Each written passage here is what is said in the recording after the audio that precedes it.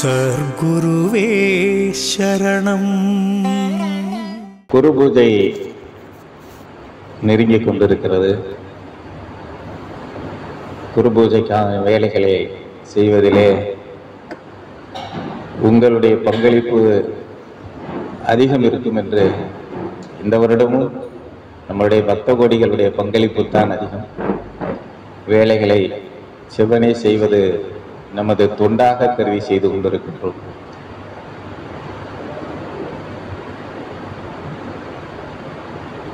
பொதுவாக குரு பூஜை என்பதெல்லாம் இது சம்பிரதாயத்தினுடைய அடிப்படையிலே செய்யப்படுகிறது. குருவோடு இணைந்து இருப்பவர்கள் தனியாக பூஜை செய்ய வேண்டுமா என்றால் அது அவசியமில்லாத ஒன்றாக இருக்கும்.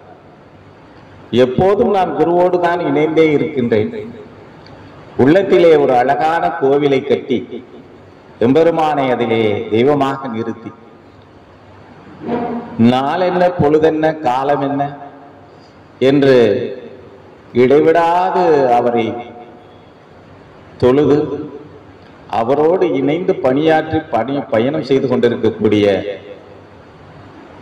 உங்களை போன்ற தொண்டர்களுக்கெல்லாம், உங்களை போன்ற பக்தர்களுக்கெல்லாம் குரு பூஜை என்பது ஒரு ஒன்று கூடி மக்கள் எல்லாம், பக்தர்கள் எல்லாம் ஒன்று கூடி எம்பெருமானுடைய புகழையும் பெருமையும் இந்த பூமிக்கு சொல்லுவது. ஒரு காலத்திலே அது கூட அவசியமில்லாததாக தோன்றும். ஞானத்தினுடைய விளிம்புக்கு போகும் பொழுது எந்த விஷயமுமே பெரிதாக எடுத்துக்கொள்ள முடியாது. பொதுவாக இந்த குரு பூஜையை கொண்டாடக்கூடிய விஷயம் எதற்காக வந்தது என்றால், யோகங்களிலே மிக சிறந்த யோகமாக உச்சபட்சமான கடைசி யோகத்தினுடைய கடைசி அங்கமாக கருதப்படுவது சமாதி நிலை. தியான நிலையை கூட சக்தியினுடைய அடிப்படையிலே தான் தீர்மானிக்கப்படுகிறது. தியானம் என்பது சக்தியினுடைய நிலையிலே நின்று விடுகிறது. அது கொஞ்சம் மேல போனோம்னா படிக்கும் போது நமக்கு தெரியும். ஆனால் இந்த சமாதி நிலையிலே தான் பிரம்மத்தை பிரம்மமாக அறிய முடியும். அந்த சமாதி நிலைக்கு என்னுடைய குரு எனக்கு எல்லாம் கற்றுக் கொடுத்த எம்பெருமான் அந்த சமாதி நிலையிலே இருந்தார்கள், சமாதி நிலையை அடைந்தார்கள், பிரம்மமாக கலந்தார்கள் என்பதை இந்த ஊருக்கு சொல்லும் விதமாக, பக்தர்களுக்கெல்லாம் தெரிவிக்கும் விதமாக எம்பெருமானும் பிரம்மமும் ஒன்றாக கலந்திருந்தவர்கள் என்பதை நாம் பெருமைப்படுத்திக் கொள்வதற்காக ஏற்படுத்தக்கூடிய ஒரு விழாவாக குரு பூஜை என்பது. உண்மையிலேயே அவர்கள் சமாதி நிலைக்கு செல்வது அந்த யோகத்தினுடைய உச்சத்திற்காக. ஒவ்வொரு குருமார்களும் தன்னுடைய நலனுக்காகவும் தன்னுடைய முக்திக்காகவும் தன்னுடைய சீடர்களுடைய முக்திக்காகவும் பாடுபடுகிறார்கள் என்பதை மட்டும் நாம் மறந்துவிடக்கூடாது.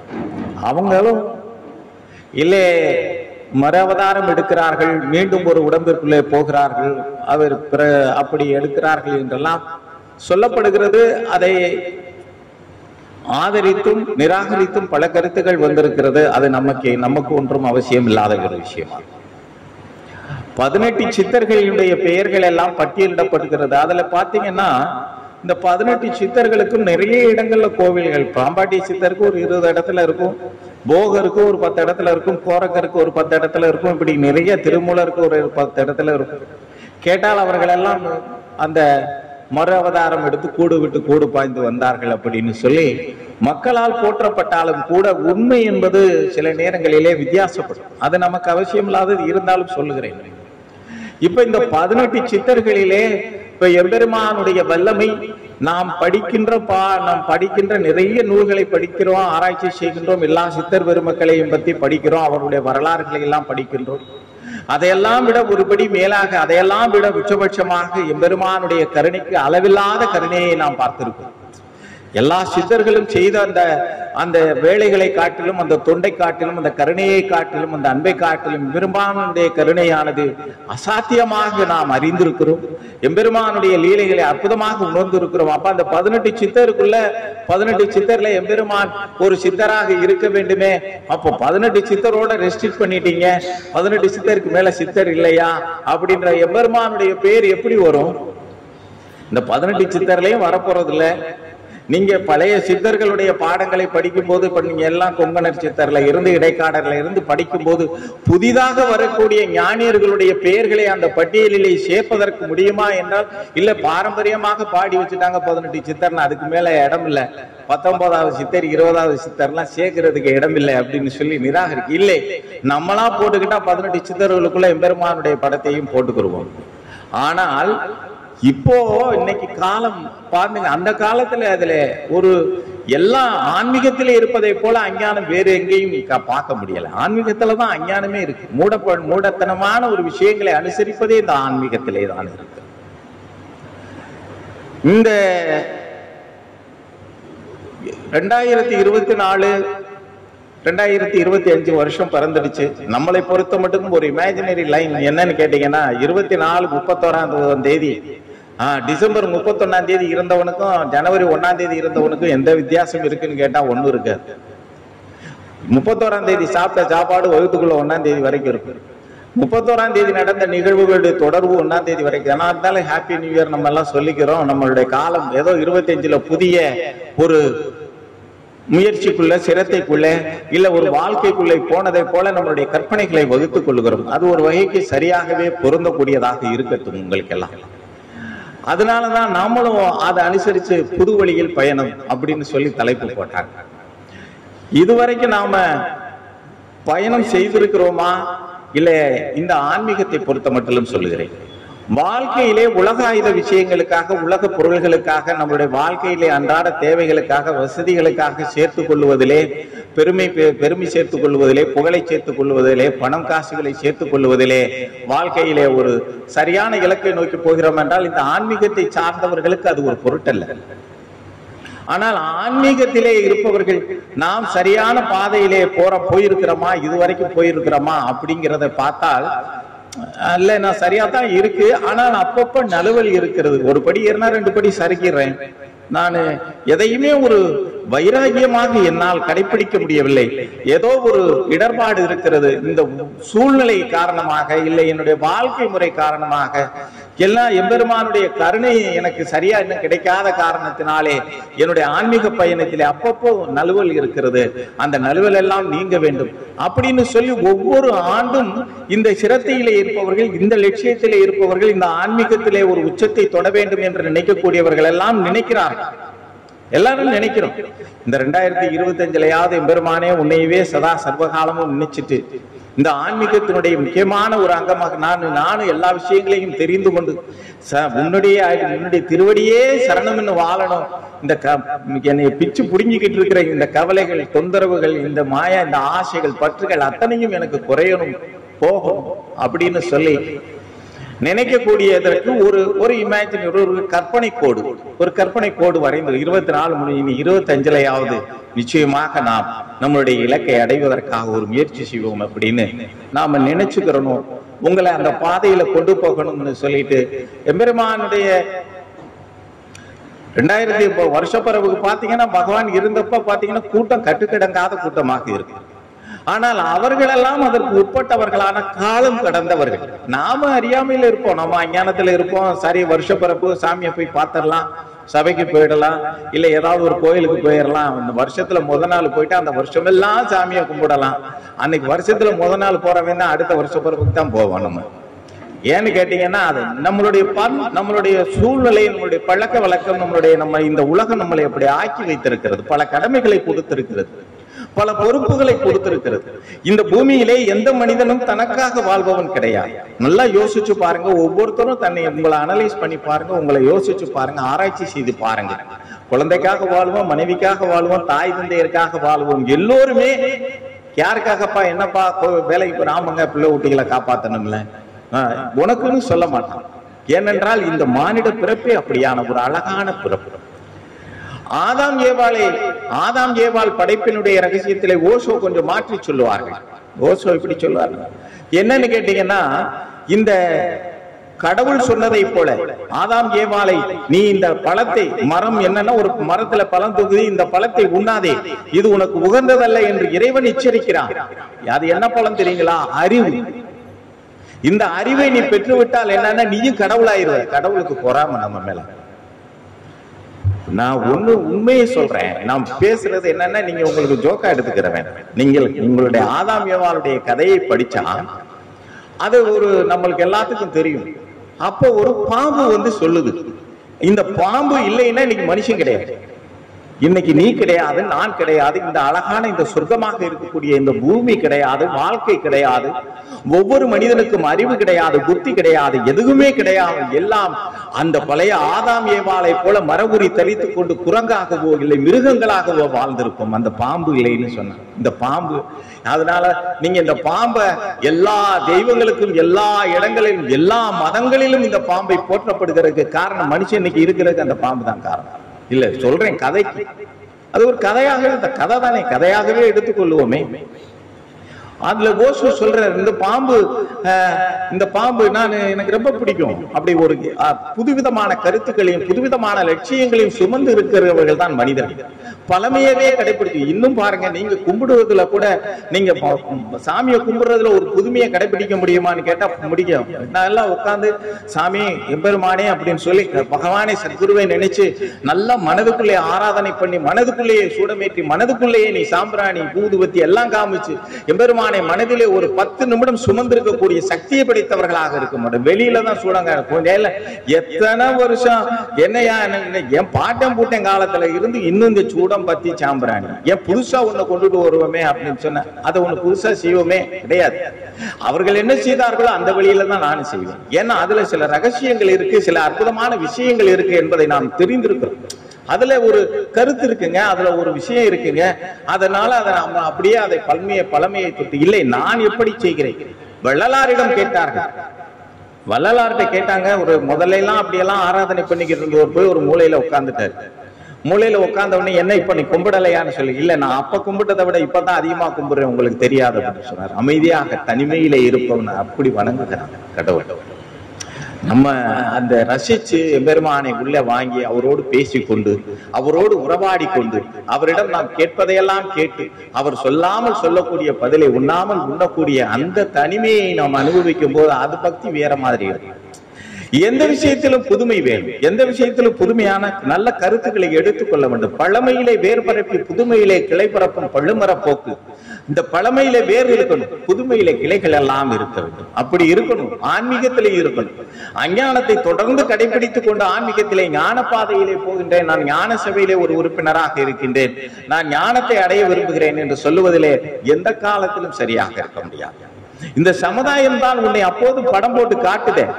இந்த சமுதாயத்துல இருக்கிறவன், இந்த சமுதாயத்துல ஜெயிச்சு எவன் போறானா அவன் தான் ஞானி. காட்டுக்குள்ள போய் ஒளிஞ்சுக்கிறவன் ஞானியாக இருக்கவே முடியாது ஒரு காலத்துல. ஏன்னா அவன் பயந்து ஓடுறான். இந்த சமுதாயத்துல நம்ம ஞானம் உருவாக்க முடியாது, நாம ஞானியாக முடியாது, நாம தெரிந்து கொண்டாலும் இந்த உலகம் விடாது அப்படின்னு சொல்லி இந்த உலகத்துக்கு பயப்படுகிறான். ஆனால் இங்கே இருந்து கொண்டு இல்லறத்திலேயே இருந்து கொண்டு உங்களை போன்ற இல்லறத்திலே இருந்து கொண்டு எல்லா கடமைகளையும் சுமந்து கொண்டு ஞானத்தின் மேல் பற்றும் சிரத்தையும் வைத்திருப்பவர்களை போல உயர்வானவர்கள் ஒரு சிங்கத்தின் முன்னாடி நிற்கிறது மாதிரி, சிங்கத்தை எதிர்த்து ஒரு பீரங்கியின் முன்னாடி நிற்கிறது மாதிரி வள்ளம். ஏன்னு கேட்டீங்கன்னா ஒரு சின்ன உதாரணத்தை சொல்லலாம். விவேகானந்தன் ஒரு பஸ்ல பேருந்துல ஏறுவதற்காக போகின்றார். மகா ஞானி, உங்களுக்கு தெரியும், அற்புதமாக எல்லா விஷயங்களையும் அறிந்திருக்கக்கூடிய மகா ஞானி. அப்படிப்பட்ட விவேகானந்தன் ஒரு பேருந்துல ஏறுவதற்கு போகும்போது பேருந்துல இருந்து இறங்குறவன் டம்முன்னு மோதிடுறான். யாரு? விவேகானந்தரை மோதி விடுகிறார். விவேகானந்தர் சட்டையை மடிச்சு விட்டுட்டு ஒரு கையை எடுத்து குத்த போறாரு முகத்துல. அவனை என்ன மோதிட்டான். அப்படியே கையை நிறுத்திக்கிறாரு.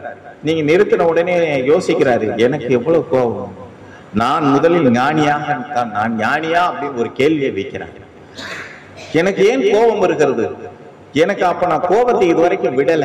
நான் இதுவரைக்கும் விட்டதாக நான் என்னன்னா எந்த ஒரு சூழ்நிலை இந்த சமுதாயம் உன்னை தூண்டி பார்க்கும், உன்னை சீண்டி பார்க்கும், அப்போது நீ அடங்கி இருந்தால் நிச்சயமாக ஞானி.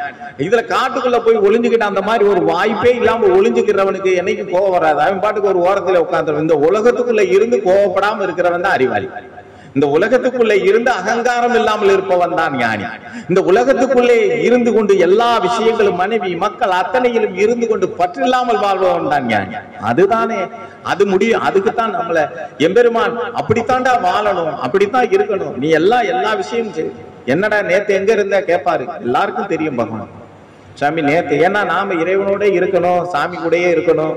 என்னமோ எல்லாத்தையும் விட்டுட்டு பகவானோட இருந்தால் மிகப்பெரிய ஞானியாக மாறி விடுவோம்னு பார்த்த ஆசை. சாமி மாதிரி நம்மளும் சாமி ஆகணும், சாமி மாதிரி 4 பேர் நம்மளையும் கும்பிடணும், சாமி மாதிரி நம்மளும் பெரிய குருவாக நடிக்கணும். இந்த உலகத்துல எல்லாமே இன்னைக்கு இருக்கக்கூடிய மிகப்பெரிய கோளாறு, இந்த சமுதாயத்துல ஆன்மீகத்திலே இருக்கக்கூடிய மிகப்பெரிய கோளாறு. எல்லாருமே இந்த குருமார்க்கத்திலே வருபவர்கள் அனைவருமே குருவாக விரும்புவதுதான். குரு ஆகணும், நான் அது மாற்றம் இல்லை. நீ நிச்சயமாக முதலிலே ஆன்மீகத்தின் அறிவை சேகரித்துக் கொள்ளுங்கள். ஆன்மீகத்திலே அறிவை சேகரித்துக் கொள்ளுங்கள், பின்பு கொடுங்க. ஆனா அறிவை சேகரிக்காமலே நீ கொடுக்க ஆசைப்படுகின்றாயே, அது எப்படி சரியாக இருக்க முடியும்? அறிவை சேகரித்ததை போல ஒரு பாவனை இருக்கிறது எல்லா மனிதர்களிடம். 10வது வரைக்கும் படிச்சிருந்தா நான் 10வது வகுப்பு வரைக்கும் நீ தெரிஞ்சதைத்தான் சொல்லிக் கொடுக்க முடியும். நான் பிஎட் படிச்சு எம்எட் படிச்சு எம்ஃபில் படிச்சவங்க மாதிரி பேசிட முடியுமா? எம்ஃபில் படிக்கணும், நல்ல ப்ரொஃபஸர் ஆகிறதுக்கு எம்ஃபில் படிக்கணும், பிஹெச்டி பண்ணணும். அதெல்லாம் படிக்காம நான் 10வது வரைக்கும் தான் படிச்சிருக்கிறேன். ஆனால் நான் அதற்குள்ளேயுமே அந்த 10வது வரைக்கும் படிச்சதை வச்சு நான் குருவாக ஒரு பிரிட்டென்ஷன், ஒரு ஒரு நடிப்பு, அது நல்லதில்லை. ஆனால் நீ குருவாக வேண்டும், நீயும் ப்ரொஃபஸர் ஆகணும், நீயும் சொல்லிக் கொடுக்கணும். அதுதான் ஒரு குருமார்கள் தங்களுடைய சீடர்களுக்கு சுமத்தக்கூடிய மிகப்பெரிய கடமையாக இருக்கு. அவர் என்ன நினைச்சு நம்மளை உருவாக்குகிறார், நம்மளுடைய இருதயங்களில் இருந்து அற்புதமான அந்த கருணை செய்கிறார், வேலை செய்கிறார், அருளை பாலிக்கிறார் என்று கேட்டார். தான் விதைக்கின்ற, தான் வளர்க்கின்ற தர்மங்களை நீங்கள் எல்லாம் விதைக்க வேண்டும், நீங்கள் எல்லாம் வளர்க்க வேண்டும் என்பதற்காக இந்த தர்மத்தை காப்பாற்றுவார். அதனால நான் நிறைய விஷயங்களை யோசிப்பேன். நடந்துகிட்டே இருக்கும்போது என்ன புது வழியில் பயணம்னு போட்டிருப்போம், இந்த மாதிரி தலைப்பு போட்டிருப்போம். இந்த ஆண்டாவது, இந்த வருஷத்திலேயாவது 2025 இப்ப எல்லாரும் இங்க வந்து உட்கார்ந்து இருக்கிறவங்க எல்லாரும் என்னன்னு கேட்டீங்கன்னா, சபைக்கு போயிருக்கிறோம், இன்னைக்கு வருஷப்பிறப்பு முதல் வாரம் சத்சங்கம்னு போட்டிருக்கிறாங்க. கொஞ்ச நேரம் உட்கார்ந்து கேட்டுட்டு வர்றதுல தப்பு இல்லை. அதுல எதையெல்லாம் கடைபிடிக்க முடியுமோ அதை கடைபிடிப்போம், முடியாததை என்ன செய்யறது, ஆண்டவன் ஒரு நாள் கருணை தரட்டும். இதுல சில இருதயங்கள் இருக்கிறது. ஞானம்தான் நிச்சயம் என்று இருக்கு. என்ன கஷ்டம் வந்தாலும் சரி, ஞானம் தான் என்னுடைய லட்சியம், ஞானத்தை அடைந்தே அடைய வேண்டும் அப்படின்னு சொல்லி இருக்கக்கூடிய இருதயங்களும் இருக்கிறது. ஆனால் ஜெனரலா வந்து பாத்தீங்கன்னா இந்த குருமார்க்கத்துக்கு வரக்கூடியது உச்சபட்சமான ஆன்மீக நிலை, அது உங்களுக்கு தெரியும். மற்ற வழிபாட்டு முறைகளை காட்டிலும் இந்த வழிபாட்டு முறை மிக உயர்ந்த வழிபாட்டு முறை. இங்க அத்வைதம் தான் இருக்கு. ஒண்ணு கடவுள்னு சொல்லி ஏத்துக்கிறவே இந்த குருமார்க்கத்துல தான் ஆயிரும்.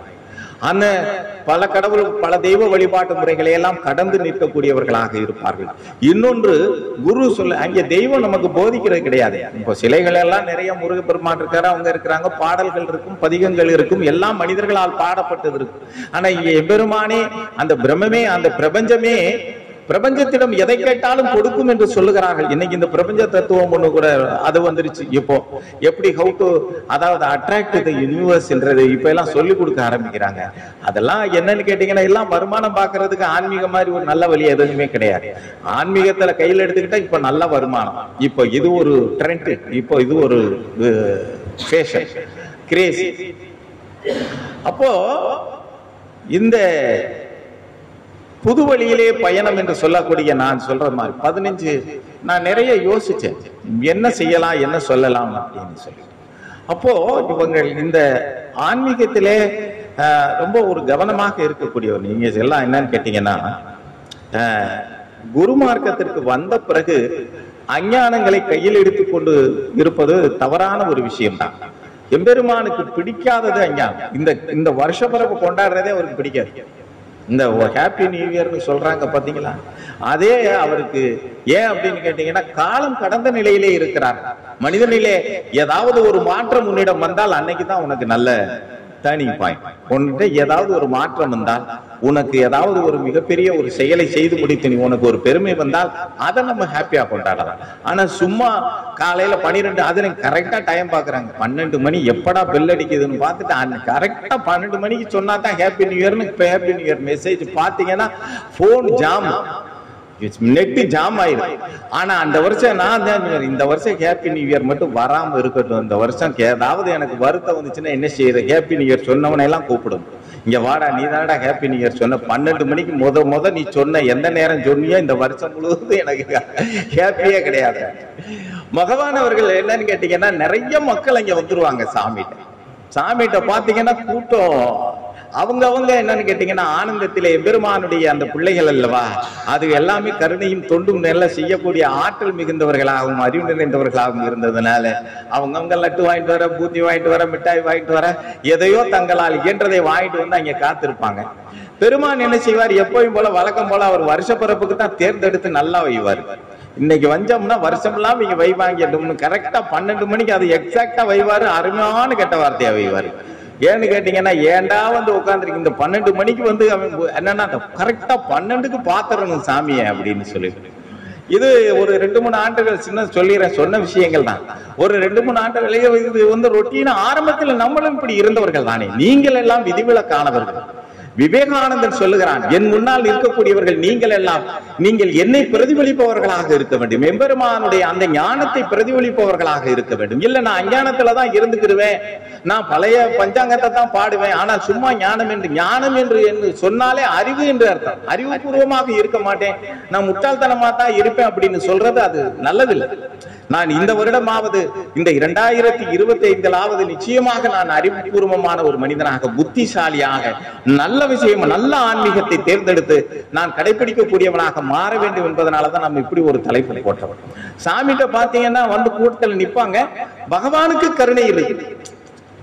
அவர்களுடைய அறியாமையை எப்போதுமே அவர் வெறுக்கிறது கிடையாது. எல்லா மனிதர்களும் எல்லாம் பல்வேறுபட்ட மனிதர்கள் இருக்கிறாங்க, பல்வேறுபட்ட குணங்கள் இருக்கிறது, பல்வேறுபட்ட கொள்கைகள் இருக்கிறது, மதங்கள் இருக்கிறது, மனிதனுடைய அவனுடைய சிந்தனைகள் மாறி இருக்கிறது. இதையெல்லாம் வச்சுதான் சாமி என்ன செய்வாருன்னு கேட்டீங்கன்னா, விட்டுறது மாதிரி திட்டிட்டு அப்புறம் எல்லாருக்கும் காட்சி கொடுத்து எல்லாரும் சந்தோஷமா அந்த வருஷத்துல அந்த ஹாப்பி நியூ இயர் சொல்லிட்டு போறதுக்கு அதுக்கு ஒரு ஏற்பாடு செய்வார். ஆனால் இதை நான் முழுமையாக ஆதரிக்கின்றேனா என்று பார்த்தால், அவர் ஆதரிக்கிறாரான்னு பார்த்தா அந்த அஞ்ஞானத்திற்கு அவர் உடன்பட மாட்டார். அந்த இப்படி சொல்லிக்கிறதுனால உனக்கு என்ன கிடைக்க போகுது, போடா போய் வேலைகளை பாருங்கடா, வெற்றியில பாருங்கடா, ஏண்டா வந்து இப்படி போட்டு உயிரை வாங்குறீங்கன்னு தான் திட்டுவார்.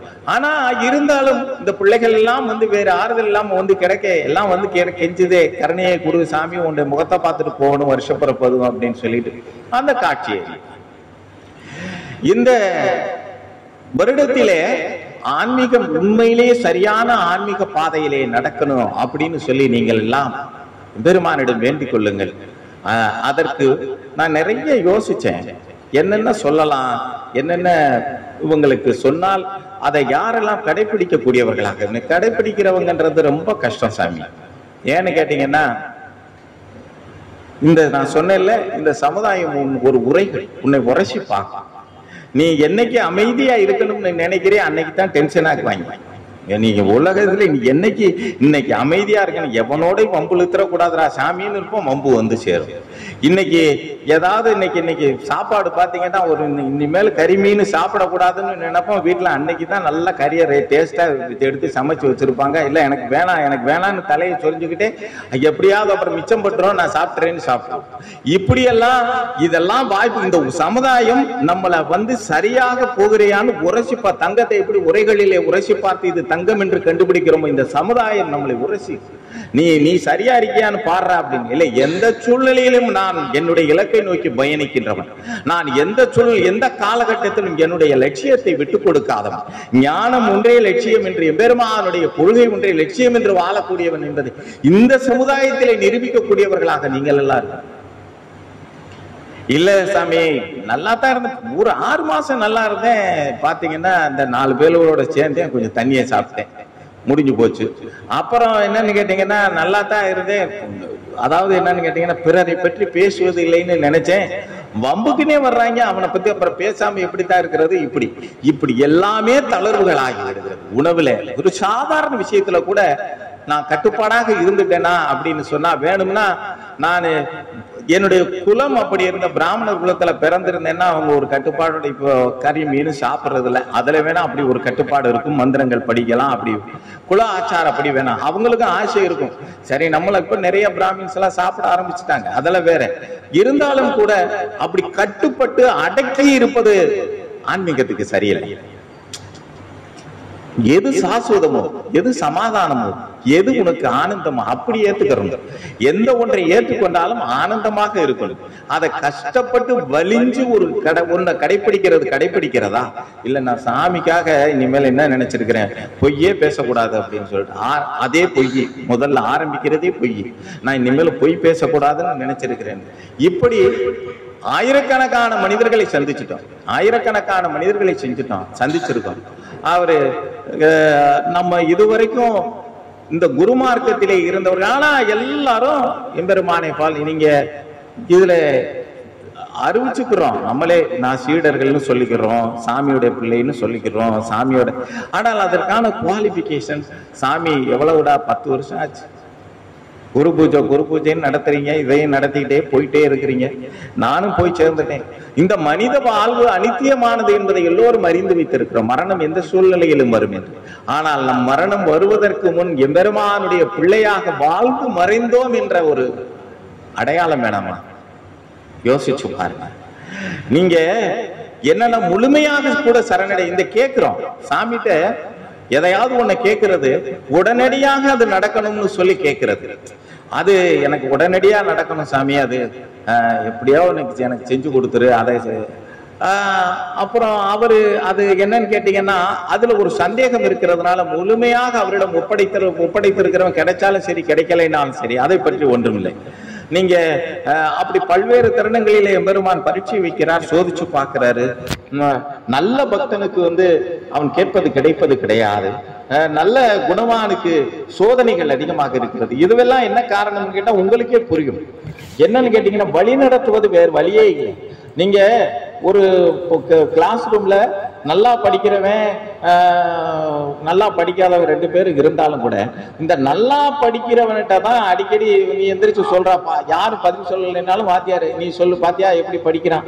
ஒரு இன்ஸ்பெக்ஷன் வந்துருச்சுன்னு சொன்னா அவனைத்தான் முன்னாடி நிறுத்துவாங்க, அவனைத்தான் கேள்வி கேட்பாங்க, அவன்கிட்ட தான் எல்லாத்தையும் இந்த இதை நாளைக்கு நீ செஞ்சுட்டு வந்துரு எல்லாத்துக்கும் சொல்லி காமி இப்படியெல்லாம் செய்வாங்க. அதனால நல்லா படிக்கக்கூடியவர்கள் நல்ல மனிதர்களுக்கு எல்லா கஷ்டம், ஏன்னா அவனுக்கு சுமக்கக்கூடிய சக்தி இருக்கிறது, அவனால் எதையும் தாங்கிக் கொள்ளக்கூடிய ஆற்றல் இருக்குது, எதையும் புத்திசாலித்தனமாக எதையும் அதை கையாளக்கூடிய சக்தி இருப்பதனாலே அப்படியெல்லாம் செய்யறாங்க. ரைட், அது ஒரு பக்கம் இருக்கு. இந்த ஆண்டு 2025ஆம் ஆண்டு நம்மளுடைய ஆன்மீகத்திலே ஒரு அழகான ஒரு ஆண்டாக அமைய வேண்டும் என்பதை எல்லாரும் முடிவெடுத்துக்கணும். அதுக்கு முக்கியமா வேண்டியது என்னன்னு கேட்டீங்கன்னா, இந்த பேச்சில மட்டும் நாம இப்ப பேசி இதை கேட்பதிலே மட்டும் ஆன்மீகம் வளர்ந்து விடாது. நானும் கடைபிடிக்க வேண்டும். நீங்க என்ன சொல்றாங்களோ அதை நான் கடைபிடிக்கிறேன். அப்படி நீங்கள் கடைபிடிக்கும் பொழுது பயிற்சிக்கு தகுதியானவர்களாகுது. எப்படின்னு கேட்டீங்கன்னா, இந்த பயிற்சின்னு சொல்றாங்க சிலர், அஷ்டாங்க யோகம் இந்த யோகங்களில் எல்லாம் சொல்லப்படுகிறது.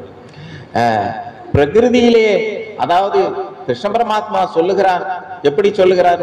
இந்த நீர் நெருப்பு காற்று மண் இதெல்லாம் ஆகாயம் இந்த 5 பூதங்களோடு இந்த மனம் புத்தி அகங்காரம் இந்த 3ம் சேர்ந்து இந்த 8 வகையான பிரகிருதிகளாக 8 வகையான சக்திகளாக அர்ஜுனா நான் இந்த உலகம் முழுவதும் இருந்தாலும் கூட இந்த பரமஞானத்தை அடைய விரும்புபவர்களுக்கு மட்டும் நான் ஆன்மாவாக மட்டுமே தென்படுகின்றேன். ரொம்ப அழகாக பேசுறேன்.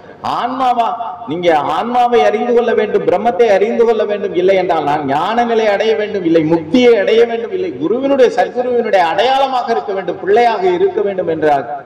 நிச்சயமாக நல்ல சொல்லக்கூடிய விஷயங்களை எல்லாம் கடைபிடிப்பவர்களாக இருந்து பயிற்சிகளையும் மேற்கொள்ள வேண்டும். அதுக்கு முதல்ல என்னன்னு கேட்டீங்கன்னா, முதல்ல ஃபர்ஸ்ட் எப்படி தயார் பண்ணிக்கிறோம், குவாலிஃபிகேஷன் தயார் பண்ணிக்கணும். அது நிறைய இருக்கு. அது பாத்தீங்கன்னா அதை நான் உங்களுக்கு சொல்லணும்ன்றதுக்காக இதெல்லாம் நம்மளால கடைபிடிக்கக்கூடிய எளிய வழிகளிலே கடைபிடிக்கக்கூடிய வழிகளிலே நீங்க எல்லாம் மாறிக்கிறாங்க. இந்த முதலிலே நான் உங்கள்கிட்ட சொல்றதையெல்லாம் இந்த அஞ்ஞானத்தை கைவிட்டு விடுங்கள். நிறைய, அதாவது ஃபர்ஸ்ட் எடுத்த உடனே உங்களுக்கு அதுதான் ஒரு குருமார்க்கத்திலே ஞானம், அதனுடைய எதிர்ப்பதம் என்ன? அஞ்ஞானம். அறிவு முட்டாள்தனம். இந்த அறிவாக நாம இருக்க வேண்டுமெல்லாம் முட்டாள்தனத்தை விட்டாக வேண்டும். முட்டாள்தனத்தை 8 கயிறு கட்டுறீங்க. சிகப்பு, மஞ்சள், பச்சை. என்னன்னு கேட்டீங்கன்னா இது சாய்பாபா, இது மீனாட்சி அம்மன் கோயில், இது அது இது இது கட்டுங்க. கடவுள் நம்பிக்கை என்பது எத்தனை கடவுள், ஒரு கடவுள் என்ற தீர்மானத்திற்கு கூட வர முடியாத நீ எப்படி அறிவாளியாக இருக்க? ஏகன் அநேகனாக இருக்கின்றான். எங்கே பாருங்கள், திருவாசகத்திலே ஏகன் அவன்தான், அவன்தான் அநேகனாக இருக்கின்றான்.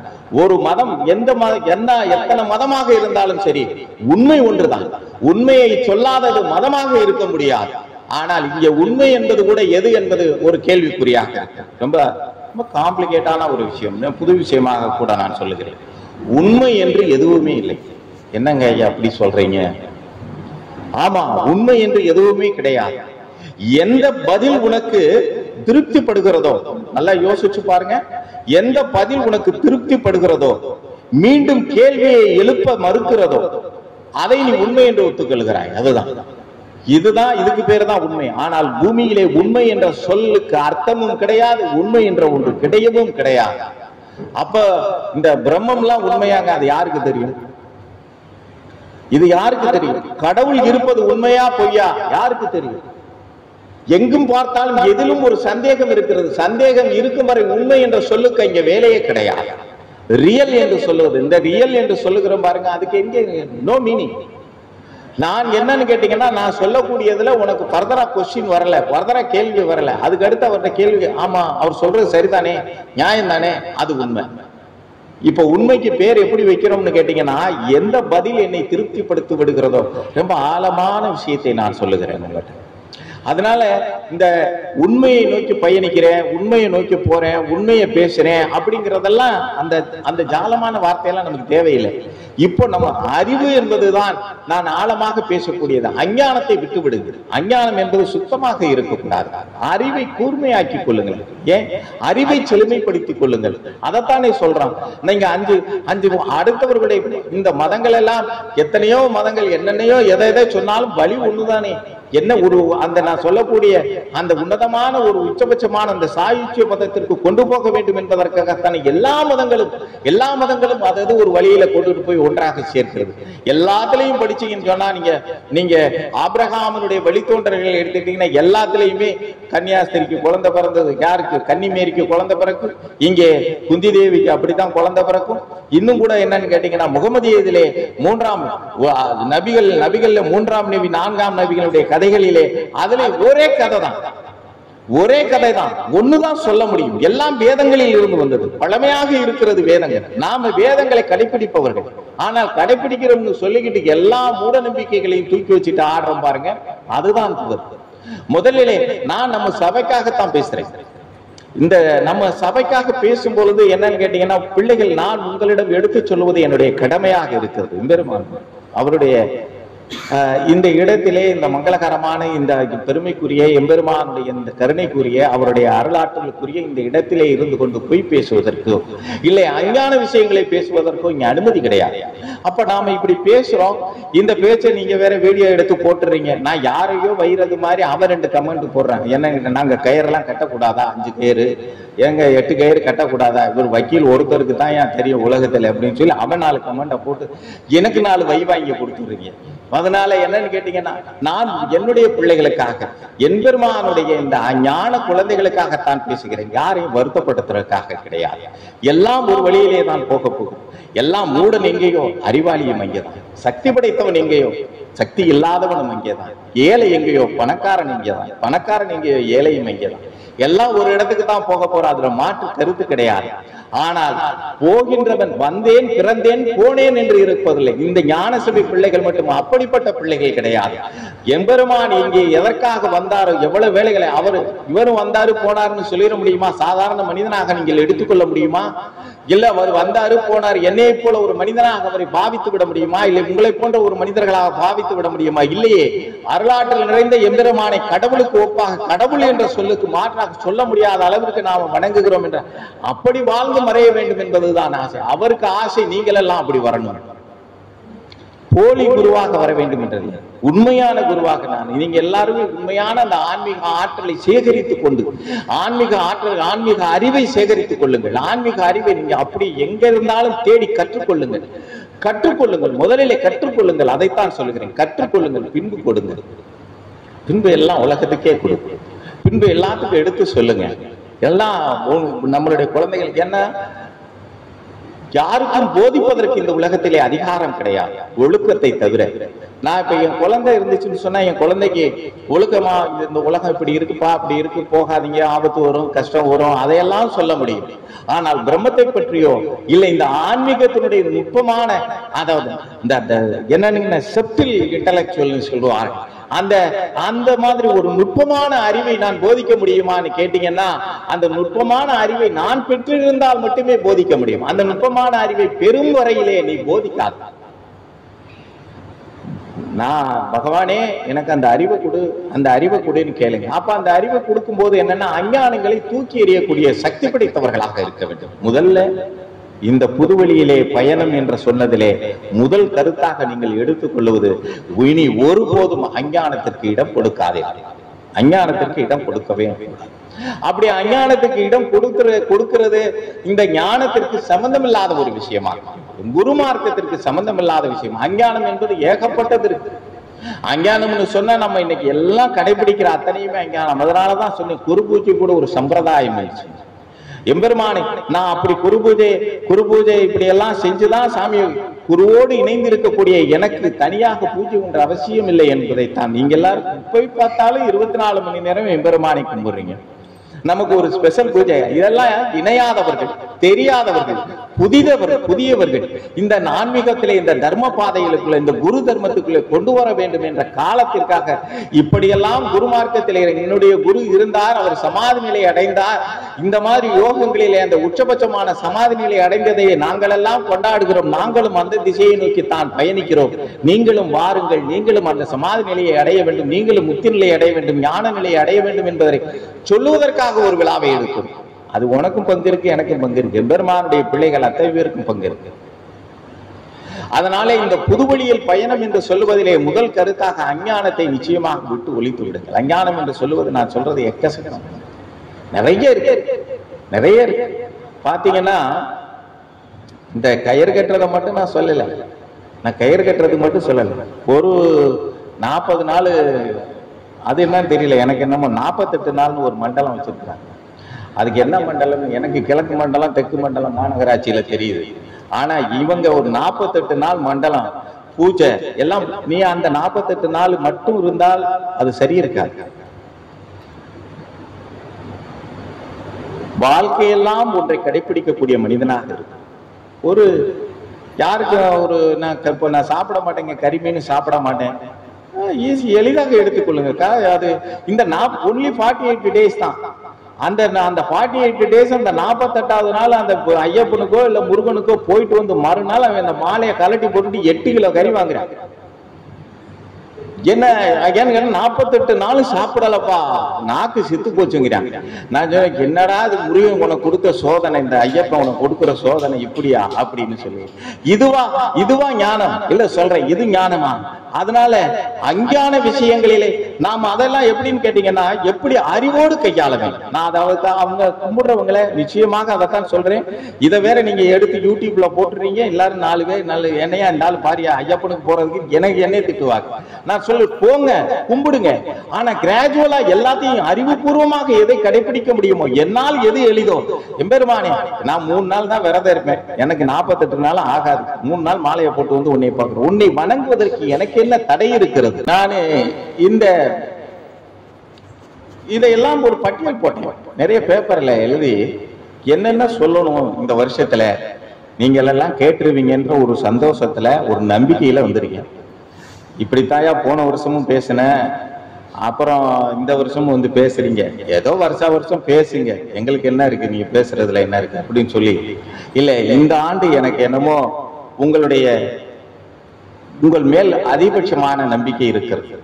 இந்த ஆண்டு நிச்சயமாக நீங்கள் எல்லோரும் சேர்ந்து பயணிப்பீர்கள் என்று நினைக்கின்றேன். இன்னொன்னு என்னன்னு கேட்டீங்கன்னா, இது போன்ற ஒரு வாய்ப்பு சரியானதை சொல்லுவதற்கு பயப்படுகிறார்கள். நான் எல்லாரும் என்னன்னு கேட்டீங்கன்னா, முதலிலே இந்த மாதிரி சர்க்குரு மார்க்கத்திலே இருப்பவர்கள் மதம் சார்ந்த விஷயங்களை கையில் எடுக்க வேண்டாம். 2வது, முதல்ல அஞ்ஞானம் சொல்லிட்டேன். இந்த அஞ்ஞானத்துல இன்னொன்னு இருக்கு, அதுல புரிஞ்சுக்கோங்க. இந்த ஆசையின் காரணமாக மனதை கடினப்படுத்தி ஒரு பொருளையோ சொத்தையோ வாங்குவதற்கு முயற்சி செய்வதை போல அஞ்ஞானம் இந்த பூமியில எதுவும் கிடையாது. ஆசையின் காரணமாக என்னன்னு கேட்டீங்கன்னா, இந்த மனதை கடினப்படுத்துவது. எப்படின்னா, ஒரு கார் வாங்கியே ஆகணும். எப்படிதான் வாங்குவோம், அதை இந்த அங்கிட்டு வாங்கி இங்கிட்டு வாங்கி கடனை வாங்கி கப்பை வாங்கி அதை எதையோ ஒண்ணு செஞ்சு அந்த கடனை அந்த பொருளை வாங்குவதற்கு இப்படி பற்றுள்ள மனிதனாக, இவ்வளவு ஆசையுள்ள மனிதனாக வாழும் போது உனக்கு ஞானம் என்பது தூரமாகவே இருக்கு.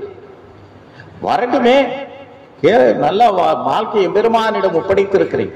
இந்த பாதை அவன் காட்டும் திசையிலே பயணிக்கிறது. என்னுடைய வாழ்க்கை முழுமையான சரணாகதி அடைவன் எதையுமே அந்த பாட்டுக்கு போயிட்டே இருக்கும். நீங்க முழுமையான சரணாகதி அடைந்திருந்தால் நிச்சயமாக எம்பெருமான் கேள்வி கூட உன்னுடைய வாழ்க்கையினுடைய தேவை என்ன என்று அவர் அறிவார். உனக்கு எதை கொடுக்க வேண்டும் என்று அதை அறியும், எதை எப்போது தர வேண்டும், எதை எடுக்க வேண்டும் என்பதை அதை அறியும் என்பதை நீங்கள் நன்றாக நல்ல வலிமையோடு சிந்திக்க வேண்டியவர்களாக இருக்கு. நாம அப்படி இல்லை. நாம என்ன நினைக்கிறோம், கேட்கிறோம், அப்புறம் அதை கொஞ்சம் ஸ்பீடு பண்றோம். சாமி காலாகாலத்துல அதை நடந்துடும், காலாகாலத்துல நடந்துடும். ஏன் ஒரு சந்தேக மனப்பான்மை, ஒரு நம்ம அவர் மேல ஒரு சந்தேகம், கொடுப்பாரோ கொடுக்க மாட்டாரோ, இல்ல நடக்குமோ நடக்காதோ, இந்த சந்தேகம் இருக்கும் வரை நடக்காது. நீ கொடுத்தாலும் நீதான் கொடுப்பது, நீ கொடுக்கவில்லை என்றாலும் நீதான் அதை செய்வது. எனக்கு என்ன இருக்கு, நீ கொடுத்தா கொடுக்கு, எல்லாம் உன்னுடைய பாதையிலே. நான் என்பது இங்கு இல்லை, நீ வேறு நான் வேறு இல்லை என்றது ரொம்ப உயர்ந்த நிலை. அந்த நிலைக்கு போகணுன்றதுக்காகத்தான் நான் இதை பேசுறேன். அதனால முதலிலே நீங்கள் ஒன்றாவதாக இந்த வருஷத்திலே அஞ்ஞானம் என்பதை பற்றுள்ள வாழ்க்கையாக, அதிக ஆசையுள்ள மனிதனாக, அதிக கோபம் உள்ள மனிதனாக, அதிக இந்த அகங்காரம் உள்ள மனிதனாக வாழ்வதை குறைத்துக் கொள்ளுங்க. அஞ்ஞானம் என்பது எந்த காலத்திலையும் மூட நம்பிக்கையை கையில் எடுக்காது. கடவுள் ஒண்ணுதான் அப்படிங்கிறதையாவது மனசுல வச்சுக்கோங்க. அது எங்கும் நிறைந்திருக்கக்கூடிய பொருள். இங்கதான் சாமி கும்பிடணும், சபையில போனா தான் சாமியை கும்பிட முடியும். இல்லை, நான் அங்கே இந்த இடத்துக்கு போனா தான் சாமியை கும்பிட முடியும். அங்கிங்க நாதபடி எங்கும் பிரகாசமாய் ஆனந்த பூர்த்தியாகி இருக்கக்கூடிய ஆண்டவனை நீ எங்க போய் தேடுற, நீ எங்க போய் மீண்டும் அதே விவேகானந்தனுடைய மொழியிலே நான் சொல்லுகிறேன். நீ 1000 மசூதிகளில் ஏறி இறங்கினாலும், சர்ச்சுகளில் ஏறி இறங்கினாலும், கோயில்களில் ஏறி இறங்கினாலும், இல்லை சகாரா பாலைவனங்களில் அலைந்து திரிந்தாலும், எல்லா தீர்த்தங்களிலும் நீராடினாலும், கடைசியில் நீ தெரிந்து கொள்ள போவது உன்னை மட்டும்தான். நான் யாருன்னு தெரிஞ்சுக்கிற போறேன் கடைசியிலே உண்டே. நான் இந்த பிறவியிலேயாவது அப்படி நான் யாருன்னு தெரிஞ்சுக்கிறவனா? இல்லை இல்லை, இறந்து மீண்டும் பிறவி, மீண்டும் அந்த பிறவியிலையும் தெரிஞ்சுக்கல. ஆனால் சொல்றது எத்தனையோ ஜென்ம பந்தம் இருந்ததனாலே இந்த குரு எனக்கு கிடைத்திருக்கிறார். உண்மை நீங்க சொல்றீங்க இல்லையா, நான் எவ்வளவோ புண்ணியம் பண்ணியிருக்கேன், எத்தனையோ ஜென்மமா தேடி வந்ததுனால இந்த குரு கிடைச்சிருக்கிறாரு அப்படின்னு சொல்லிட்டு, அப்போ இந்த பிறவியும் நீ நழுவ விட்டுட்டேன்னு இன்னும் எத்தனை ஜென்மம் ஆகிறதுன்னு. இது போல ஒரு குருவை சந்திப்பதற்கு நீ எப்படி எத்தனை காலமாக வேண்டும் என்று. இந்த காலம் சரியான காலம். 25 தொடங்கி இருக்கு, புதுவழியிலே பயணம் என்று சொல்லி இருக்கிறார்கள்.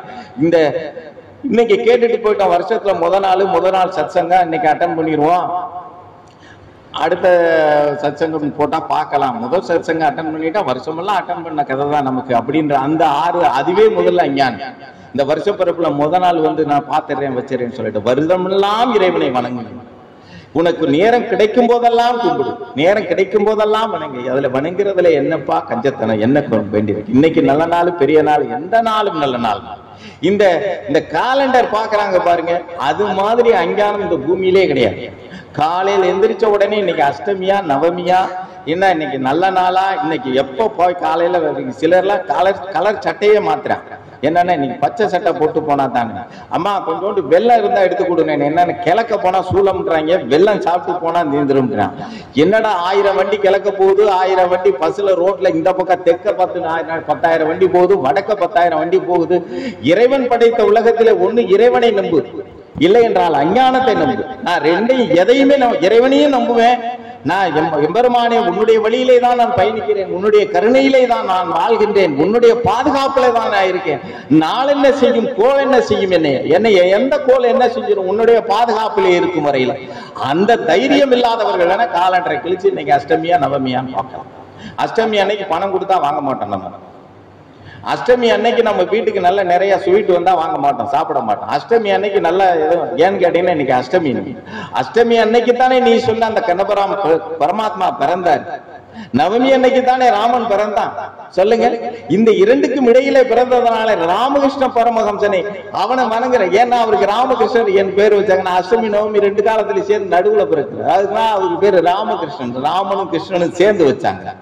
இவ்வளவு பெரிய ஞானியர்கள் எல்லாம் இந்த நாட்டிலே அவ்வளவு அஷ்டமியில அவ்வளவு பேர் ஞானியர்கள் உதித்திருக்கிறார்கள். ஃபாரினர் பாக்குறானா அஷ்டமி நவமி? சொல்லுங்க. இல்லைன்னா ரெண்டு நாட்டுக்கு இடையில போர் நடக்கும்போது இன்னைக்கு அஷ்டமி குண்டு போட வேண்டாம், இல்லைன்னா குண்டு போடலாம் அப்படின்னு சொல்லி போடுறானா? ஏன் இது போன்ற அது இருக்கட்டும். அது அருமையான ஒரு விஞ்ஞானம் நமக்கு கொடுத்திருக்கக்கூடிய அற்புதமான ஒரு கலை. நிறைய கலைகளிலே அது ஒரு கலை. இசை இருக்கிறது, நாடகம் இருக்கிறது.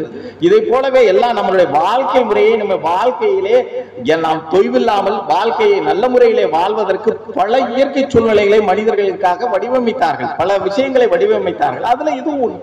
சரி, அது மாதிரி ஜோசியம் இருக்கு, அது இருக்கு, இது இருக்கு, எல்லாம் அதெல்லாம் சப்போர்ட்டுக்கு வச்சு. ஆனால் அதுதான் வாழ்க்கைன்னு சொல்லிட்டு காலையில எந்திரிச்சு ஜாதகத்தை தூக்கிட்டு இதுல என்னன்னு கேட்டீங்கன்னு சொன்னா இன்னைக்கு பேப்பர் எடுத்தா இன்றைய ராசி பலன் தான். அவன் என்னன்னு கேட்டீங்கன்னா கும்பத்துக்கு என்ன போட்டிருக்கான்னு அதைத்தான் மீனத்துக்கும் போட்டிருக்கான், மீனத்துக்கு என்ன போட்டிருக்கான்னு அதைத்தான் இது. அதே தான் வாசிக்கணும், அதே மாத்தி மாத்தி எழுதி நம்ம இன்னைக்கு நல்ல நாள் என்றாவது ஒரு நாள் காலண்டர்ல போட்டிருக்கிறது. உனக்கு ஏதாவது ஒரு நாள் நடந்துச்சுன்னு தொடர்ச்சியா காலண்டர் இன்று மகிழ்ச்சி, இன்று மகிழ்ச்சி. எனக்கு காலையில என்னன்னு கேட்டேன், 2 டம்ளர் கூழ குடிச்சிட்டு இன்றைக்கு என்ன மகிழ்ச்சி. ஆனா போட்டிருப்பான் மகிழ்ச்சி அப்படின்னு.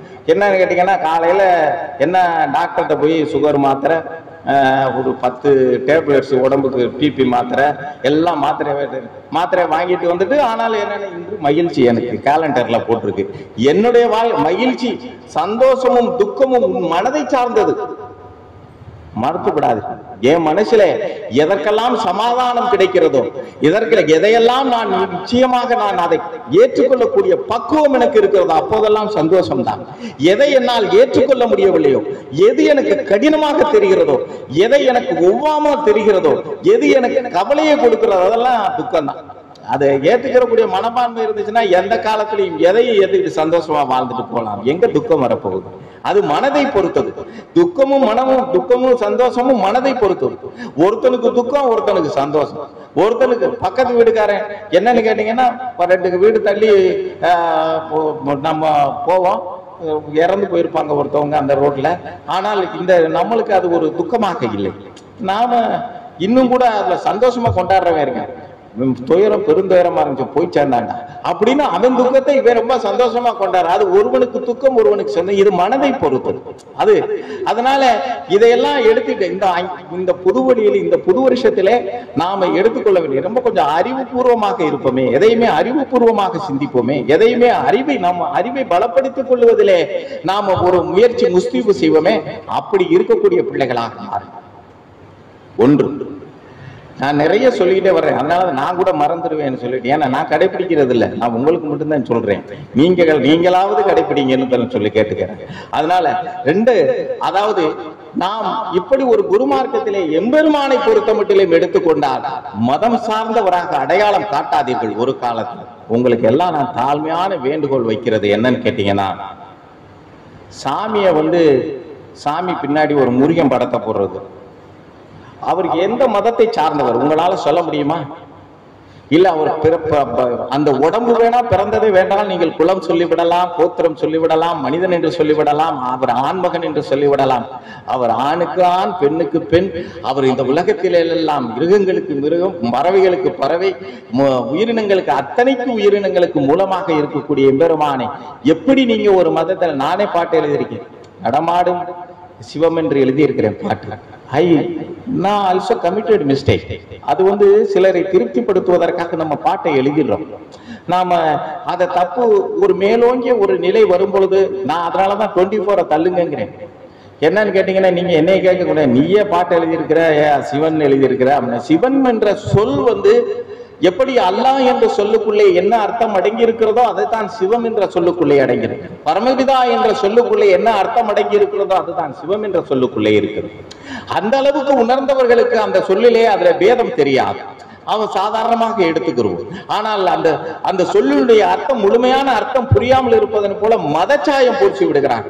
ஆனா அதுல இன்னும் கொஞ்சம் நம்ம டீப்பா போயிடுறது. என்னன்னு கேட்டீங்கன்னா, எம்பெருமான் முருகனுடைய அவதாரம். இது போல அப்ப என்ன செய்வாங்க, அடுத்த மதத்துக்காரவங்க, இவர் ஹிந்து கடவுள்கள் அப்படின்னு அவருக்கு போய் மதசாயம் பூசலாமா? யோசிச்சு பாருங்க நீங்க. நான் தயவு செய்து நான் உங்களுக்கு ரொம்ப எதுக்காக கேட்கிறேன்னா, இவர் மதங்களுக்கு அப்பாற்பட்டவர், குணங்களுக்கு அப்பாற்பட்டவர், காலத்திற்கு அப்பாற்பட்டவர், எல்லாருக்கும் குரு. எந்த மதமாக இருந்து எந்த மனிதனாக இருந்தாலும் சரி, நல்லவன் கெட்டவன், உயர்ந்தவன் தாழ்ந்தவன், ஏழை பணக்காரன், படித்தவன் படிக்காதவன், அத்தனை பேருக்கும் சமமான தெய்வம் அது. அதை போயிட்டு நான் அதுக்கு பின்னாடி ஒரு முருகன் படத்தை போடுறேன், என்னுடைய ஆறுதலுக்காக போடுகிறேன், அதுல ஒண்ணும் மாற்று கருத்து இல்லை. நான் என்னுடைய ஆறுதலுக்காக அவரை முருகனா பாக்குறேன், நான் முருகனா பாக்குறேன். முருகனா நீ பார்த்தா உன்னோட வச்சுக்கோ. இதுக்கு 2 பேர் வைவாங்க, நிச்சயமா வை விழுகும். ஏன்னு கேட்டீங்கன்னா, நிறைய பேர் நாங்க முருகனா தாங்க கும்பிடுறோம், வேற என்னங்க சரி. பழமையிலிருந்து வெளிவர கற்றுக்கொள்ளுங்க. ரமணர் பின்னாடி முருகன் படத்தை போடுவீங்களா? நான் கேட்கிறேன், ரமணர் பின்னாடி முருகன் படத்தை போடுவீங்களா? கௌதம புத்தர் பின்னாடி முருகன் படத்தை போடுவீங்களா? நீங்க சொல்லுங்க. ஆதிசங்கரர் பின்னாடி முருகன் படத்தை போடுவீங்களா? இல்லைன்னு அது கூட ஆதிசங்கரர் கூட போட்டுடலாம். இப்போ பெரிய பெரிய ஞானியர்கள் இருக்கிறார்கள், அவர்களுடைய பின்னால எல்லாம் விவேகானந்தன் பின்னால விவேகானந்தரை நாங்க முருகனா தாங்க பாக்குறோம் அப்படின்னு சொல்லி போட்டுருவீங்க. ராமகிருஷ்ண பரமஹம்சரை முருகனா தான் பார்ப்போம். எப்படிப்பட்ட குருமார்களை, எல்லா உலகத்திற்கும், எல்லா நீதிகளுக்கும், எல்லா தர்மங்களுக்கும் பொதுவானவரை போய் ஒரு சின்ன ஒரு சிம்பலை போட்டு நீங்க நான் எதுக்கு எனக்கு நீங்க முருகன் போட்டா எனக்கு என்ன வரப்போகுது?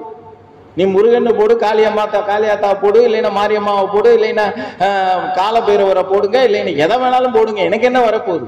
ஆனால் நீங்க இந்த சபையிலே உள்ளவர்கள் இவர் மதம் கடந்த ஞானியாக பார்ப்பது உங்களுடைய கடமையாக இருக்கா இல்லையான்னு மட்டும் யோசிங்க. அவர் மதச்சாயம் அவருக்கு பூசலாமா? சொல்லுங்க யாராவது. இல்ல அவர் இந்த மதத்தை சேர்ந்தவர்னு சொல்லிடுவோமா? சொல்லலாமா? இல்ல, என்ன அமைதியா இருக்கீங்க? அப்போ அந்த இனிமேல் இந்த சபை, இந்த நம்ம சபையில போய் செய்யறது கிடையாது. ஆனா நம்ம சபையில தான் முத முருகன் போட்டு காலண்டர் வெளியிட்டோம். என்னங்கன்னு கேட்டீங்கன்னா, இது சாமி இருக்கும் போதே வெளியிட்டது. எப்படின்னு கேட்டீங்கன்னா 2005ல அது ஆரம்ப கட்டம். அப்போதான் சாமியை இன்னைக்கு இந்த எம்பெருமானுடைய புகழ் இந்த தேசமெல்லாம், இந்த நாடெல்லாம் பரவி இருப்பதற்கு இந்த சபை ஒரு எம்பெருமான் தான் காரணம், அதுல வேற இல்லை. அவருடைய அருள் நிறைந்த அவருடைய அருள் தான் காரணமாக இருந்தாலும் இந்த குறும்பும் இங்க இருந்த நீங்களும் உங்களுடைய தொண்டும் இங்க இருந்தவர்களுடைய ரொம்ப அற்புதமான விஷயங்களும் தான் கொண்டு போய் சேர்த்தது. அதுல யாரும் மறுத்து பேசவோ மாற்று கருத்து சொல்லுவதற்கு இடமில்லை. பகவானுக்கு படங்களை அடிச்சு இந்த மகேஸ்வர் கொடுத்துக்கிட்டே இருப்பாங்க. இங்க இருந்து சபையில தான் படம் வாங்கணும்னா, சாமி போட்டா வாங்கணும்னா மதுரை சபையில தான் வாங்கணும். அப்படி இருந்த காலம். அப்போ சாமி நிறைய போட்டோஸ் படம் எல்லாமே நம்ம தான் விநியோகம் பண்றோம். இங்க இருந்து கொண்டு போய் வாட்ச்மேன் கட்டுக்கட்டா கொடுத்துருவோம். வாட்ச்மேன் அங்க வர்றவங்களுக்கு எல்லாம் கொடுப்பாரு. அவரு இறந்து போயிட்டாரு. இப்படி கொடுத்த காலங்களில அப்ப நம்மளும் சாமி இது இவ்வளவு ஞான குழந்தைகளாக இப்படி நம்மளை உருவாக்கி இன்னைக்கு எவ்வளவு கொண்டுட்டு வந்து நிறுத்தியிருக்கிறாருன்னு பாருங்க. நாமும் எங்கே இருந்தோம்? 2005ல எங்கே இருந்தோம்? இன்னைக்கு 2025ல எங்கே இருக்கிறோம்? அப்ப கேட்டுறாதீங்க, 20 வருஷம் ஆச்சா நீ இதை கண்டுபிடிக்கிறதுக்குன்னு கேட்டுறாதீங்க. இல்ல சொல்றேன், ஆனால் கொஞ்சம் கொஞ்சமாவது வளர்ந்து வந்திருக்கிறோமே. அப்போ இனிமேலாவது அஞ்ஞான விஷயங்களில் இவருக்கு மதச்சாயம் பூசுவதை தயவு செய்து நிறுத்திக் கொள்ளுங்க. நம்மளுடைய சபையில இருந்து செய்ய வேண்டாம். ஏன்னு கேட்டீங்கன்னா, முருகன் படத்தை போட்டு நீங்க போடுறீங்க, ஒரு அல்லாஹ் படத்தை மசூதியை போட்டு சாமியை போடுங்க, இல்ல ஒரு சர்ச்சை போட்டு சாமியை போட்டா தப்பா? கிறிஸ்தவர்கள் வரலையா? பாய் வரலையா? இல்ல யாரும் அவங்க எல்லாம் கும்பிடலையா? இல்ல அவர்களுக்கெல்லாம் தெய்வம் இல்லையா? இல்ல அவர்களை எல்லாம் புறக்கணிக்க போறவரா? இல்ல சொல்லுங்க. நாம இனிமேல் அந்த மாதிரி நான் எழுதுனேன், நடமாடும் சிவமிய குருவானவன் மயிலூர்தி ஏறாத குகனானவன் ஒரு பாட்டுல வருது. நம்மளுடைய பாடல்ல நான் எழுதின பாட்டுல ஒரு பாட்டுல மயிலூர்தி ஏறாதன்னா மயிலேறாத முருகன் சொல்றேன். அவர் மயிலை மட்டும் விட்டுட்டான், ஆனால் மயிலூர்தி ஏறாத குகனானவன் சொல்லி பாட்டு எழுதணும். ஆனா இப்போ யோசிக்கிறோம், அதை கூட அந்த வார்த்தையை அவ்வளவு உயர்வாக சொல்லணும், பெருமானை அவ்வளவு உயர்வாக சொல்லணும்னு மனம் கருதி செய்தது. ஆனால் அந்த உயர்வை கூட இன்னும் நிராகரிச்சு அப்படி சொல்லணும்ன்ற சாமியை பெருமைப்படுத்தணும்ன்ற அவசியம் இருக்கா? சொல்லுங்க பார்க்கலாம். சாமியை புகழணும்னா எல்லா புகழும் அவனுக்கு தான்.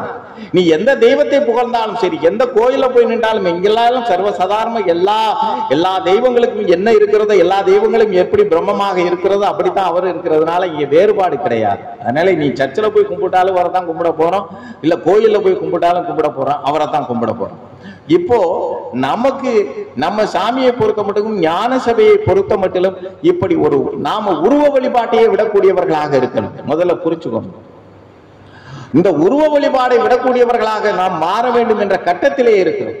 எல்லாம் எல்லா இடங்களிலும் நிறைந்திருக்கக்கூடிய பொருளுக்கு கண்ணு காது என்னன்னு கேட்டீங்கன்னா, இந்த பிரபஞ்சத்திடம், இந்த யூனிவர்ஸ், இந்த அந்த நம்ம அதை அட்ராக்ட் பண்ணி கேட்க முடியாது அப்படிங்கிறதுக்காக அந்த கண்ணு காது மூக்கெல்லாம் வச்சு ஒரு பிரம்மம் வந்தது நமக்காக. இந்த பிள்ளைகளுக்காக இந்த பிரம்மம், இந்த பிரபஞ்சமே ஒரு உருவம் தாங்கி வந்து அந்த பிரபஞ்சத்தை, அந்த ரகசியத்தை, அந்த விஷயங்களை எல்லாம் தாங்கி ஒரு உருவம் வந்தது. எம்பெருமானுடைய கருணையா, எம்பெருமானுடைய வடிவத்திலே வந்தது. அதை நாம கும்பிடுறோம். இப்ப என்னன்னா, முழுமையாக அந்த பிரபஞ்சத்தோடு கலந்து விட்ட எம்பெருமானை அப்படியே பிரபஞ்சமாகவே வணங்குவதற்கு, பிரபஞ்சமாகவே ஆராதிப்பதற்கு நாம் எல்லாரும் தயாராக, உருவ வழிபாடை விடக்கூடியவர்களாக. கிருஷ்ண பரமாத்மா சொல்லுகிறார், 4 வகையான பக்தர்கள் இருக்கிறார்கள் அர்ஜுனா. இதிலே கடைசி நிலையில இருக்கக்கூடிய ஞானியர்கள் சதா சர்வகாலம் அந்த ஆன்மாவையே சிந்தித்துக் கொண்டிருக்கிறார், என்னையவே சிந்தித்து, அதாவது கிருஷ்ண என்றால் ஆன்மா, இந்த கிருஷ்ணனையே சிந்தித்துக் கொண்டிருக்கிறார்கள். அவர்கள் எல்லாம், அவர்களை எனக்கு ரொம்ப மிகவும் பிடிக்கும், அவர்களோடு தான் நான் வாழ்கிறேன். இதெல்லாம் ஏன் சொல்றாருன்னா, உருவம் இல்லாம கடவுளுக்கு ஏது உருவம்? அல்லாஹ் ஒருவனே இறைவன், அவன் உருவமற்றவன். அதுதானே உண்மை, அதுதானே வேதம் சொல்லுகிறது, அதுதானே நம்முடைய உபனிஷத்து சொல்லுகிறது, அதுதானே நம்முடைய புராணங்கள் எல்லாம் சொல்லுகிறது. ஆனால் நம்மளால முடியல, இந்த உருவம் இல்லாமல் வழிபாடு செய்ய முடியல. காலங்காலமா உருவத்தை வச்சு வழிபட்டுட்டு வந்துட்டோம். நமக்கு இப்போ ஒரு ஆப்ஜெக்ட் தேவை, அதுக்கு நம்ம சாமியை கையில வச்சுக்கிட்டோம். இந்த உருவத்தை, நமக்கு இந்த உருவம் போதும், இன்னும் 10 உருவம் வேணுமா அப்படின்னு கேட்டீங்கன்னா, நீங்க நிறைய இப்ப நம்மதுல இருக்கிறவங்களே பல தெய்வ வழிபாடுகள்ல இருக்கக்கூடியவர்கள் தான். எல்லாம் நிறைய பேர் இருக்கிறாங்க, நிறைய கோயிலுக்கு போயிட்டு தான் இருக்கிறாங்க. நிறைய கோயில்ல போய் ராமகிருஷ்ணனிடம் கேட்டார்கள், என்னன்னு கேட்டீங்கன்னா, இந்த மாதிரி ஐயா நாங்க பல இடங்கள்ல போய் சாமி கும்பிடுறாங்களே, அதுல ஒன்றும் தவறு கிடையாது, எல்லாம் ஒன்றைத்த கடைசியில அவனுக்கு ஒரு உண்மை தெரியும். என்னன்னு கேட்டீங்கன்னா, அலைஞ்சதெல்லாம் வேஸ்ட், கடைசியில நம்ம யாரு, நான் யாருன்னு தெரிஞ்சுக்கிறது தான் முக்கியம்னு சொல்லி கடைசியில ஒரு உண்மையை தெரிந்து கொள்ள போகிறான். அதுல மாற்று கருத்து கிடையாது. அவன் போகட்டும், விடுங்க. ஒரு இடத்துல தோண்டுனா, ஆழமா தோண்டுனா தண்ணி வந்துடும். ஒரே இடத்துல ஆழமா தோண்டிக்கிட்டே இருந்தீங்கன்னா போட்டா தண்ணி வந்துடும். இங்கனக்குள்ள 2 அடி, அங்கனக்குள்ள 2 அடி, அங்கனக்குள்ள 2, எந்த இடத்துலையும் தண்ணி வராது, எந்த இடத்துலையும் தண்ணி வராது. ஒரு மனிதனிடம் நீங்கள் ஒரு தெய்வத்திடம் கோரிக்கையை வலுவாக வைத்து, ஒரு தெய்வத்தை, ஒரு தானே தெய்வம் இல்ல, நான் சொல்றேன், ஆழமாக அவரே சரணடைந்து, நான் எத்தனை பேர்கிட்ட சரணடைகிறது, நான் எத்தனை பேரிடம் கேட்பது, எத்தனை பேரிடம் முறையிடுவது? வாழ்க்கையில இந்த அஞ்ஞானத்தை போக்கிக் கொள்வதற்கான தயாராக இருக்கு. நீங்க இனி நாம இந்த சபையில இருந்து என்னன்னு கேட்டீங்கன்னா, நிறைய விஷயங்களை சொல்றோம். சாமி கோயில வச்சிருந்ததுனால போகரு இல்ல, அப்புறம் ஒரு சிலர் வந்து பாத்தீங்கன்னா, அவங்கவுங்க இஷ்டத்துக்கு இவர் இந்த அவதாரம் அந்த அவதாரம் அப்படின்னு சொல்றாங்க. அது அவரவர்களுடைய மனநிலையை பொறுத்து இருக்கிறது, அறிவை பொறுத்து இருக்கிறது. ஆனால் நிச்சயமாக அவர் எந்த மதத்தையும் சாராதவர் என்று சொல்லிக் கொள்வதிலே தான் நமக்கு பெருமை இருக்கிறது என்பதை மறந்து விடாதீர்கள். எந்த மதம் உன்னை சுதந்திரமானவனாக மாற்ற முடியவில்லையோ, எந்த மதம் உனக்கு சுதந்திரத்தை கற்றுத்தரவில்லையோ, எந்த மதம் உனக்கு உண்மையை போதிக்கவில்லையோ, அதுவெல்லாம் மதமாக இருக்க முடியாது. எந்த மதம் அப்படி செய்யலைன்னு கேட்கிறீங்க? எல்லா மதமும் ஒரு உண்மையைத்தான் சொல்லுகிறது, நீ சுதந்திரமானவனாக இருக்க வேண்டும். முக்தி என்பது என்னன்றீங்க? சுதந்திரம். கட்டுப்படாம போயிடும். நான் எதுக்கோ ஒரு ஆசைக்கு, பிள்ளைகளுக்கு, பாசத்துக்கு, பற்றுக்கு, எதுலயோ ஒண்ணுல கட்டுப்பட்டு என்னைக்கு எனக்கு நானே கைவிலங்கு போட்டுக்கிட்டு மீண்டும் வந்து பிறந்து விடுகிறேனே, அந்த விலங்கை உடைத்து விட்டு முக்தி அடைய வேண்டும் என்று, இது பிரபஞ்சத்தோடு கலந்து பிரபஞ்சமாக மாற வேண்டும் இந்த ஆன்மா என்பதிலேதான் சுதந்திரத்தை சுதந்திரத்திற்கு நம்ம எல்லாம் கொண்டு சேர்ப்பதற்காகத்தான் எல்லா மதங்களும் இருக்கிறது. எல்லா மதங்களும், நீங்க எந்த மதத்தை போனாலும், எந்த வழிபாட்டு முறையில் போனாலும், கடைசியில் நான் சொன்ன மாதிரி தெரிஞ்சுக்கிற போறது அதுதான். அதுல ஒண்ணு மாற்றம் கிடையாது. மூன்றாவதாக, இந்த குரு என்ற சொல்லோடு நம்ம நிறுத்திக்கிறோம். சாமியை கூப்பிடுறது, சத்குருவே, பகவானே, எம்பெருமானி, இப்படி எல்லாம் அதுல கூப்பிடுறதை விட்டுட்டு அவரை பெயர் சொல்லுவது என்னன்னு கேட்டீங்கன்னா, அது ஒரு அழகுதான், அது மாற்றம் இல்லை.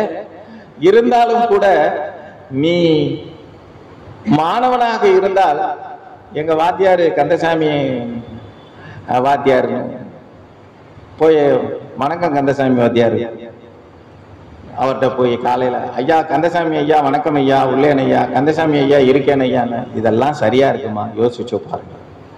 எம்பெருமான் சத்குருவேன்னு சொல்றதுல எவ்வளவு அழகு இருக்கிறது. அன்பு இருக்கிறது, கருணை இருக்கிறது, எவ்வளவு அழகான ஒரு பந்தம் இருக்கிறது. அதை விட்டுட்டு பெருமானை பேர் சொல்லியது, அதை நாமளே அவருக்கு நிறைய பேர் வச்சிருக்கிறோம். என்னன்னா மூட்டைச்சாமின்னு வச்சோம். அப்புறம் பாத்தீங்கன்னா இல்ல அவன் வந்து எங்க மூட்டைச்சாமின்னா நல்லா இல்லைங்க, அப்ப எப்படி வைக்கலாம், அழுக்கு மூட்டைச்சாமின்னு வைப்போங்க. அவனே ஆஹா இது இது இன்னும் கூட பட்டம் தர்றானே, பிஏ பிஎஸ்சி எம்ஏன்றது மாதிரி. எம்பெருமானுக்கு நீங்க அவரு இதுக்கும் சரின்னு தலையாடி கடைசியில அவரே சொன்னாரு. என்னன்னு கேட்டேன், அவன் இஷ்டத்துக்கு வச்சுக்கிடுவான்டா சாமி விடுறா அப்படின்னு சொன்னாரு. ஒருத்தர் சாமியை பாக்குறதுக்காக நாங்கெல்லாம் வரிசையா உட்கார்ந்துருந்தோம். சாமிகிட்ட போய் அவர் வயப்புல வரக்காட்டு வரப்புல உட்கார்ந்துருந்தோம் எல்லாரும் வரிசையா. சாமி நடந்துட்டு இருந்தாங்க, பால்கார சாலை அந்த ரோட்ல நடந்துகிட்டே இருந்தாங்க. நாங்க எல்லாரும் உட்கார்ந்துருக்கோம். அவர் எப்பயுமே அப்படித்தான். அப்போ ஒருத்தர் வெளியூர்காரர் பாவம், ஒரு சாமியை பத்தி கேள்விப்பட்டு பார்க்க வர்றாரு. பார்க்க வந்தவர் நேரா வந்தாரு. இவர் நாங்கெல்லாம் வரப்புல உட்கார்ந்துருக்கிறோம். இவர் ஒருத்தர் தானே அந்த ரோட்ல நடக்கிறாரு. சாமி கிட்டே நேரா போனாரு. சாமி இங்க மூட்டைச்சாமின்னு ஒருத்தர் இருக்காராமே, அவரை பார்க்கணும்னாரு. உடனே சாமி அப்படியா, தெரியாது சாமி எங்களுக்கு, வேணாங்கிட்டு போய் கேளுங்க அப்படின்னாரு. உடனே அவர் நேரா போயிட்டாரு. அவர் நேரா போனவர் அங்க இருந்து திரும்பி வந்தாரு. ஏன்னா அங்கே யாரோ சொல்லிட்டாங்க, சொல்லி அவர்கிட்டயே கேட்டு வர்றேன்னு சொல்லி திரும்ப வந்த உடனே அவர் வந்து கேட்கறதுக்கு முன்னாடி சாமி போய் வரப்புல உட்கார்றா, ஆளை பாரு போய் உட்கார்றா அப்படி. அப்போ நாங்க அவர் வந்து அவருக்கு அப்படி சொல்லப்படுகிறது. அவர் என்ன செய்வாரு, மூட்டைசாமின்னு ஒருத்தர் இருக்கிறாங்க அப்படின்னு சொல்லப்படுகிறது. பெருமான் ஏன்னா சச்சிதானந்த சத்குருன்னு சொல்றதை விட அவரே தன்னுடைய பெயரை பழனிசுவாமிகள்னு சொல்லி பெயரை இங்க சபையில எழுதி அவரும் ஸ்டிக்கர் போட்டுட்டு வர சொல்லி, அவருக்கு இதுல எல்லாம் உங்களுக்கு தெரியாதா, ஒரு ஈடுபாடும் இல்லாதவர், தன்னுடைய புகழ் என்றது ஒரு குண்டுமுத்த அளவு கூட எங்கும் இருக்கக்கூடியதை அதை ஆதரிக்காதவர் எம்பெருமான். அப்படிப்பட்டவர் வந்து என்னன்னு கேட்டீங்கன்னா, சாமி கீழே உள்ள ரூம்ல நம்ம போட்டிருக்கோம், அந்த போர்ட்ல அந்த ரூம்ல அந்த இடத்த காமிச்சு, இந்த இடத்துலடா சாமி நம்ம பேர் எழுதி விட்டா தானடா இந்த ரூமு நம்ம ரூம்னு சொல்லுவாங்க அப்படின்னு சொல்லிட்டாங்க. எல்லாருக்கும் தெரியும், எல்லா சாமி பிள்ளைகளுக்கு பூரா தெரியும். அப்போ பாத்தீங்கன்னா ஓம் ஸ்ரீ சச்சிதானந்த சர்க்குரு மகாஸ்ரீ பழனிசுவாமிகள்னு அடிச்சாச்சு. அவர் அந்த சச்சிதானந்தம்ன்ற வார்த்தை இல்லைன்றதுனால திரும்ப போய் அந்த ஸ்டிக்கரை அடிச்சுட்டு வர சொல்லி திரும்ப அந்த ஸ்டிக்கரை ஓட்டணும். அப்புறம் அந்த சாவியை வாங்கி அவர் கையில வச்சுக்கிட்டாரு. இதுதான்டா சாமி நம்ம ரூம்னு சொல்லிட்டு. அப்போ அன்னைக்கு அவர் சொன்னதுக்கு பிறகு நாம இந்த மூட்டைசாமின்றத சொல்றது கிடையாது. அவங்க சொல்றவங்கள அந்த இப்ப குறைஞ்சிட்டாங்க. இப்ப நம்ம திட்டிக்கிட்டே இருக்கிறோம், நம்மளத வீடியோ போட்டுக்கிட்டே இருக்கிறாங்க. மதுரை சபையில இருந்து இந்த மாதிரி சொல்றாங்க, அவருக்கு பேர் இப்படி எல்லாம் சொல்லாதீங்க அப்படின்னு சொல்லிட்டு சிலர் வந்து அது அவரவர்கள் இஷ்டம். ஏன்னு கேட்டீங்கன்னா இன்னைக்கு பூமியில யாருக்குமே அறிவுரை சொல்லிட முடியாது. அறிவுரை சொன்னா அடிக்க வரணும், யார் எதுக்கு நீ அப்படின்னு ஏதோ நீங்க கேட்டுக்கிட்டு இருக்கீங்க. இதுலயாவது எத்தனை பேருக்கு இதுலயா காலகாலத்துல முடிடா என்னையா வருஷப்பரப்பதும் போட்டு மணி 8 போகுது வேலை காலாலத்துல முடின்னு சொல்றது எத்தனை இருதயங்கள்னு எனக்கு தெரியல. அதனால யார் குருவை குருவென்று சொல்லுவதோடு நின்று கொள்ள வேண்டும். இன்னொன்று, நான் குருதான், நானும் குரு என்று பிரகடனப்படுத்துவது அவர் பிரகடனப்படுத்தணும். உன்னைய நீ சீடன் என்று அவர் பிரகடனப்படுத்தணும். இல்லை என்றால் இந்த உலகம் உன்னை பிரகடனப்படுத்த வேண்டும். அவருடைய சீடருங்க, இவர் அவ்வளவு யோக்கியமா இருக்கிறார், இவ்வளவு ஒழுக்கமாக இருக்கிறார், இவ்வளவு ஞானமாக இருக்கிறார், இவ்வளவு அறிவோடு இருக்கிறார் என்று உலகம் உன்னை பிரகடனப்படுத்த வேண்டும். அது வரைக்கும் நீ பொறுமையாகத்தான் இருக்கு. எத்தனை ஜென்மம் பிறவி எடுத்தாலும் பொறுமையாகத்தான் இருந்தாக வேண்டும். ஏன்னா அவருடைய கருணை எப்ப ஒரே சமயத்திலே லட்சக்கணக்கான இருதயங்களில் எவனுக்கு பிரகாசிக்கக்கூடிய அதிகாரம் இருக்கிறதோ அவன் தான் குரு. ஒரே நேரத்துல ஒரு சுண்டு அப்படி ஒரு நொடியில லட்சக்கணக்கான இருதயங்களில் ஒரே நேரத்தில் பிரகாசிக்கக்கூடிய அந்த சக்தி, அந்த வலிமை, அந்த அருள், அந்த தெய்வீகம் எவனிடம் இருக்கிறதோ அவன் தான் குருவாக இருக்க முடியும். ஒரே நேரத்தில் 1000 இருதயங்களில் எழக்கூடிய வாய்ப்பு, 1000 இருதயங்கள் நினைக்கக்கூடிய வாய்ப்பு, 1000 இருதயங்களிலே அறிவாக ஒளிவிடக்கூடிய வாய்ப்பு இருக்கக்கூடிய அந்த சக்தி இருக்கிறவனை மட்டும்தான் குருன்னு சொல்ல முடியும். எல்லாம் நீ குருவாகத்தான் வேணும், அதுல மாற்றம் இல்லை. நீங்க ஒவ்வொருவரும் குருவாக வேண்டும், எல்லாரும் குருவாக வேண்டும். அதனாலதான் சொன்னேன், ஆன்மீகத்திலே மட்டும் நீங்கள் அறிவை முதலிலே சேகரித்துக் கொள்ளுங்கள், கற்றுக்கொள்ளுங்கள், பின்பு கொடு. நீ கற்றுக்கொள்ளும் முன்பாகவே அந்த ஒரு நடிப்பை மேற்கொள்ளாது. இந்த வருடம் 2025 நாம எல்லாரும் நிச்சயமாக உருவாக வேண்டிய கடமை இருக்கிறது. நீயும் இந்த பூமியிலே தர்மத்தை விதைக்க வேண்டிய அவசியம் இருக்கிறது. நீயும் நிறைய பேருக்கு இந்த குருமார்க்கத்தை சொல்லிக் கொடுக்க வேண்டிய எம்பெருமானுடைய இந்த கீர்த்தியை, இந்த புகழை எல்லாம் சொல்லிக் கொடுத்து அவர்களை எல்லாம் எம்பெருமானுடைய பாதையிலே அழைத்து செல்ல வேண்டிய பொறுப்பு இருக்கிறது. என்றால் இருந்தாலும் கூட நாம முதல்ல சரியா கடைபிடிக்கிறோமா என்பதை பார்த்துட்டு நம்ம செய்யணும். நம்ம கடைபிடிக்காம நான் சொல்லிடுறோம், நழுவல் இருக்கக்கூடாது. நழுவல் இருப்பவன் எப்படி சீடனாக இருக்க முடியும்? நான் இன்னைக்கு ஒரு பேச்சு, நாளைக்கு ஒரு பேச்சு இருக்கிறேன். இன்னைக்கு 2 நாளைக்கு நான் போய் பேசல, நான் 2 நாள் மட்டும் சீடன், நாளைக்கு திரும்பவும் போய் பேசுறேன். அப்புறம் என்ன, நானா கண்டினியூ அந்த சீடனை மட்டும் கண்டினியூ பண்ணிக்கிறேன். நான் சீடன் தாங்க. இல்ல நான் 2 நாளைக்கு கறி சாப்பிடல, நான் சாமியை பார்த்ததுல இருந்து கறி சாப்பிடறது இல்லைங்கன்னா சரி. இல்ல உன்னை அப்படி ஒண்ணு கட்டாயப்படுத்தி இருக்கிறாரா, நீ அதை விடு இதை விடுன்னு சொல்லி அதான் சொல்ல. நேத்து எங்கடா இருந்தேன்னு கேட்பாரு. சாமி வீட்டுல இருந்தேன். எந்திரா வீட்டுக்கு போடா அப்படின்பாரு. நம்ம என்னைக்கு கறி சாப்பிடக்கூடாதுன்னு நினைச்சு போயிருக்கிறோமோ அன்னைக்கு சிக்கனை வாங்கி வச்சிருப்பாரு, இதை தின்றான்னு.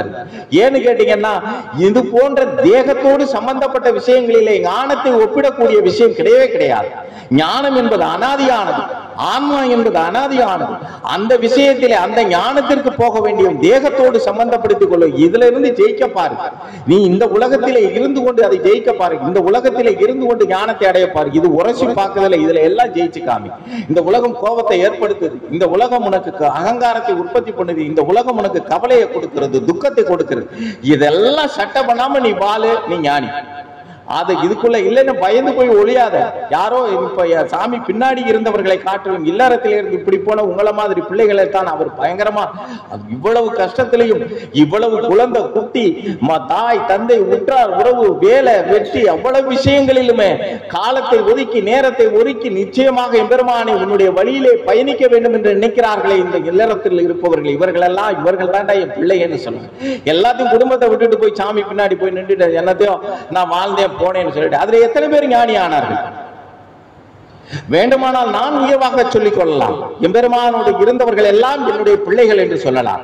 எம்பெருமானோடு இறைந்தவர்கள் எல்லாம் உயர்ந்தவர்கள் என்று சொல்லலாம். எம்பெருமானோடு வாழ்ந்தவர்கள் வாழ்கின்றவர்கள் எல்லாரையும் நல்ல பக்தர்கள் பிள்ளைகள் என்று சொல்லலாம். ஆனால் எம்பெருமானுக்கு தான் தெரியும் அந்த தகுதி யாருக்கு இருக்கிறது, யாருக்கு இருந்தது, யாருக்கு வரப்போகிறது என்பதை அவர் மட்டும்தான் அறியும். அப்படி பிள்ளைகளாக நாம மாறணும். அதனால அந்த நீங்க நம்ம குருன்னு சொன்னா நான் சொல்றது மாதிரி ஒரே நேரத்துல 1,00,000 இருதயத்திலே பிரகாசிக்கக்கூடிய எம்பெருமான் பாத்தீங்களா? இன்னைக்கு எத்தனை கோடி மக்களுடைய இருதயங்களில் எல்லாம் கேட்டாலும் யாரை கேட்டாலும் நான் இப்போ கிரேசி மாதிரி இப்போ இது ஒரு எல்லாரும் கணக்கம்பட்டி சாமி படம் இல்லாதவன் யாரையும் பார்க்க முடியல. பைக்கிறேன் எப்படியோ தன் வசப்படுத்தி வைத்திருக்கிறார். ஏதோ ஒரு காரணத்தினாலே அவருடைய பெருமைகளை நாம சொல்றதுல கொஞ்சம் கவனம் இருக்கணும். இப்ப நான் முதல்ல என்ன சொன்னேன், அஞ்ஞானம் வேண்டாம்னு சொல்லியிருக்கிறேன்.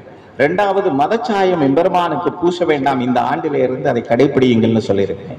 3வது இந்த குரு மார்க்கத்திலே இந்த குருவாக தன்னை சீடனாக இல்லை தன்னை யோகியனாக வெளியிலே காட்டிக் கொள்வதற்கு முன்னாலே அதை கொஞ்சம் கடைபிடிங்கன்னு சொல்லியிருக்கிறேன்.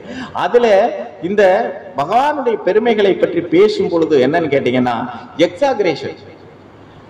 அதாவது இவரை நான் பெருமை பாராட்டி தான் அவர் பெருமையா இருக்கணுமா? எம்பெருமானுடையது அது எல்லை கடந்த பொருள். அந்த பொருளுக்கு எல்லை இருக்கிறதா? இல்லை அந்த பொருளை எல்லைக்குள்ளே அடைச்சிட முடியுமா எம்பெருமானை? அவர் எல்லை கடந்து இருக்கக்கூடியவரை நான் ஒரு எல்லைக்குள்ளே கொண்டு வரேன். நான் புகழ்ந்தால் தான் அவரை புகழ்ந்துட முடியுமா? சொல்லுங்க பாப்போம். இல்லை அப்படிப்பட்டவரை நாம புகழணும் என்று சொல்லுவதற்காக பொய்யா புகழ்றோம். நான் இன்னொன்று என்னன்னு கேட்டீங்கன்னா, குருமார்க்கத்துக்கு உதவாத தத்துவங்களை பேசுவது.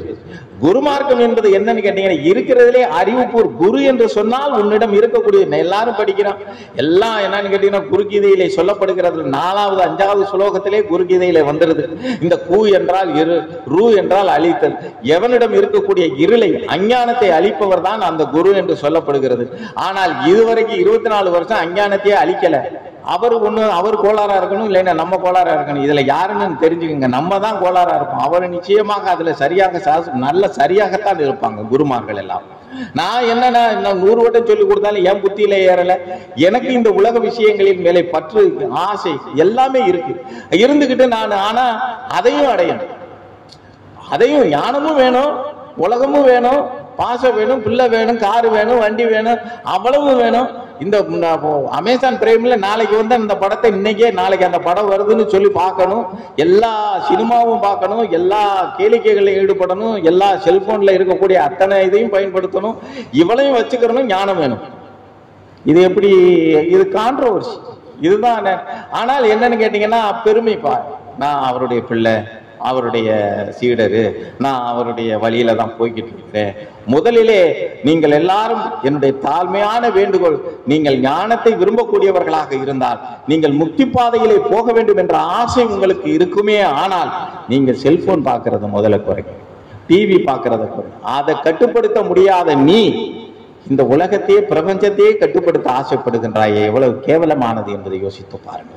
நான் கூட ஒரு மெசேஜ் போட்டேன். என்னன்னு கேட்டீங்கன்னா, நீங்க இந்த செல்போன்ல முதல்ல எல்லாரும் இருந்து வெளியில போங்க அப்படின்னு சொல்லி, அதுல இருந்து வெளியில போங்க நமக்கு ஞான சபை குழந்தைகள் எல்லாம். ஏன்னு கேட்டீங்க, இல்லைன்னா நம்மளுக்குள்ள நீங்க உங்களுக்குள்ள கருத்து பரிமாறிக்கொள்வதற்காக இப்ப நம்ம போடுற மெசேஜ்னால, நம்ம போடுறதுனால எத்தனை பேர் ஞானி ஆயிரும்? 25 வருஷம் சாமிகிட்ட போய் இன்னைக்கு நம்ம கால்குலேஷன் பண்ணா 30 வருஷம் ஆகும். 30 வருஷமா ஆகாதது நான் போடுற ஒரு சின்ன மெசேஜ்ல ஞானி ஆயிடுவாருன்றது எனக்கு ஒரு நம்ம என்னமோ புகழுக்காக செய்யக்கூடிய வேலைகளாக இருக்கு. நான் எந்த மெசேஜ் போட்டாலும் அதுல எனக்கு என்னுடைய உள்ள ஊடுருவி நிற்பது என்னுடைய புகழாக இருக்கு, என்னுடைய ஆசையாக இருக்கு, என்னை வெளிப்படுத்தக்கூடிய விருப்பமாக இருக்குமே ஒழிய நான் ஒருவனை ஞானியாக்க வேண்டும் என்று ஒரு மெசேஜ் போடுறான் அத்தனை பேர் ஞானியாயிர முடியும்.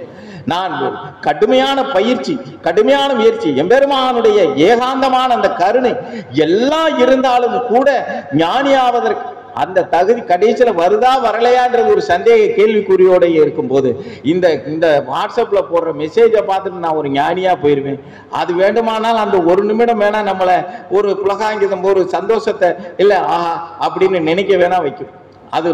அது அடுத்த நிமிஷம் அந்த அடுத்த மெசேஜ், அந்த மெசேஜுக்கு கீழே இருக்கிற மெசேஜ் அதை விட ரொம்ப அழகா இருக்கும், அதை விட நல்லா இருக்கும். அந்த மெசேஜை பார்த்துட்டு அப்புறம் அதுக்கு போயிடுவோம், போனது மறைஞ்சிடும்.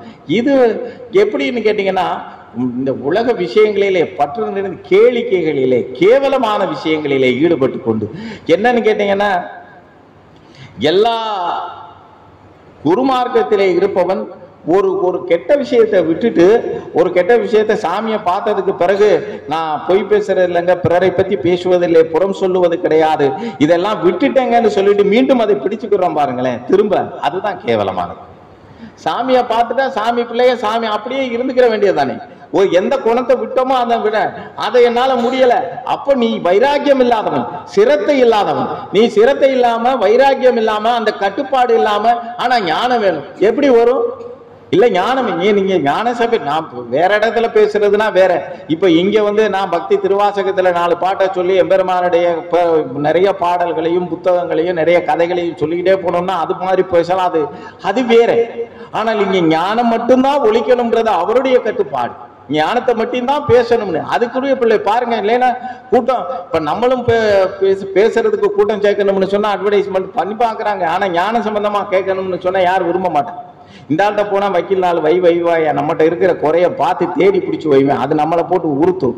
நான் என்ன நினைச்சுக்கிட்டே வந்தனோ அதையே கரெக்டா பேசுறாரு. இன்னைக்கு நம்ம எதை செய்யக்கூடாதுன்னு நினைச்சோமோ அதை நம்மளே குத்தி காட்டுறது மாதிரி இந்த ஆள் பேசுறாரு அப்படின்னு சொல்லிட்டு. காரணம் என்னன்னு கேட்டீங்கன்னா, அதுதான் இங்க பிரபஞ்சத்தினுடைய சக்தி. நீ என்ன தப்பு பண்ணிட்டு வந்திருக்கிறியோ அது என்னை பேச வைக்கும். நீ என்ன நினைச்சுக்கிட்டு இருக்கிறியோ உன் மனசுல, நீ எதை ஞானத்திற்கு உகந்ததில்லைன்னா அதை சொல்லும். ஆகா அப்ப சரிதான், அது சரியாக போகும். ஆக இப்போ பாருங்க, நான் சொல்லுகிறேன், குருவாக இந்த சீடனாக இப்படியெல்லாம் தன்னை ப்ரொமல்கேட் பண்ணிக்க, நம்ம அறிவிச்சுக்கிறதெல்லாம் கூடாது.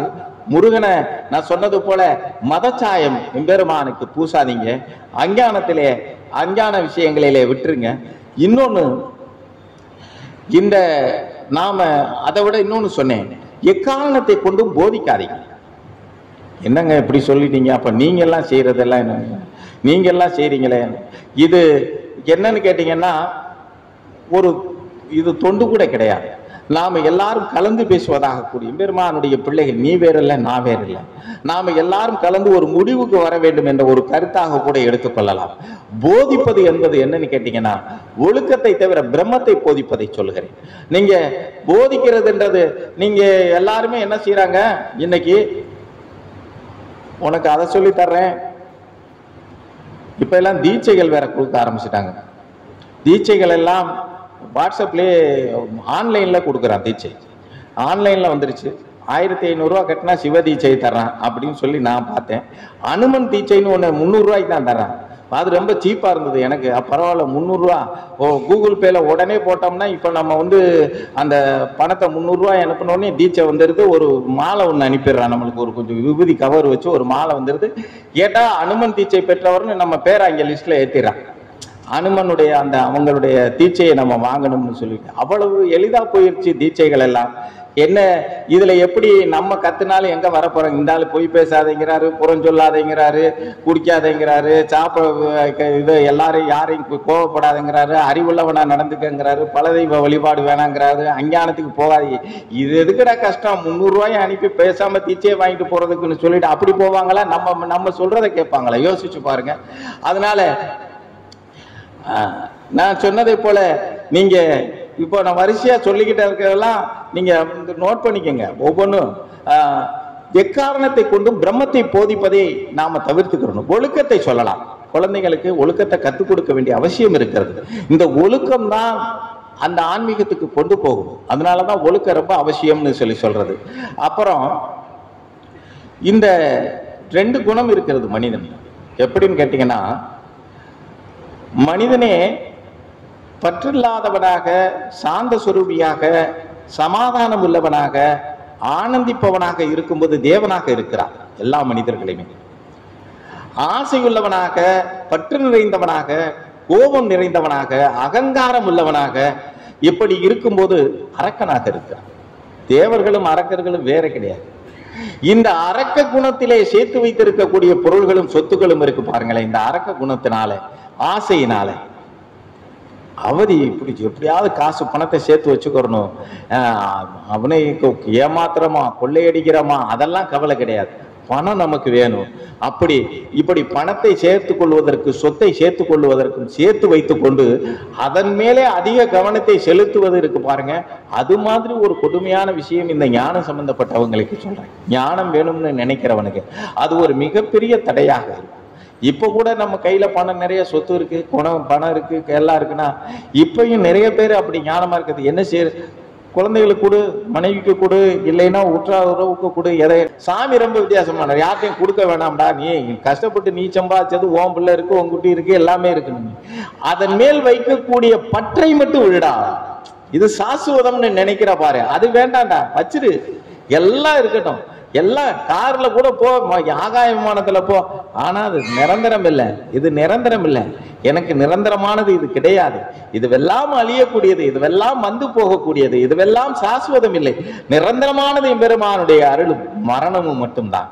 என்ன எம்பெருமானுடைய கருணையோடு அந்த மரணம் வரும்பொழுது தைரியசாலியாக, மரணத்தை வரவேற்கக்கூடியவனாக, மரணம் வந்துதானே ஆக, நான் இன்னைக்கு வேணா தள்ளி போடலாம், நாளைக்கு தள்ளி போடலாம், மரணம் வரட்டும், மரணம் வந்தால் மீண்டும் பிறக்க மாட்டேன், எம்பெருமானே உன்னுடைய கருணை இருக்கும் வரை மீண்டும் நான் பிறக்க மாட்டேன் என்ற ஒரு மிக தைரியசாலியாக இருந்து சாக வேண்டும். அதுதான் சுதந்திரமானவனாக, முக்தியுள்ளவனாக, ஞானம் உள்ளவனாக சாக இருக்கக்கூடிய. அதனால இப்போ மணி ஆயிடுச்சு, மணி 8 மணி ஆயிடுச்சு. எல்லாரும் என்னன்னு கேட்டீங்கன்னா, கிட்டத்தட்ட இந்த புதுவழி பயணம்னு சொல்லி ஒரு 25-30 விஷயங்களை உங்களுக்கு சொல்லலாம்னு தான் வந்தேன். ஆனால் இருந்தாலும் நம்ம இந்த உலகத்திலே முற்றும் துறந்தவர்களாக இல்லையே. அப்படி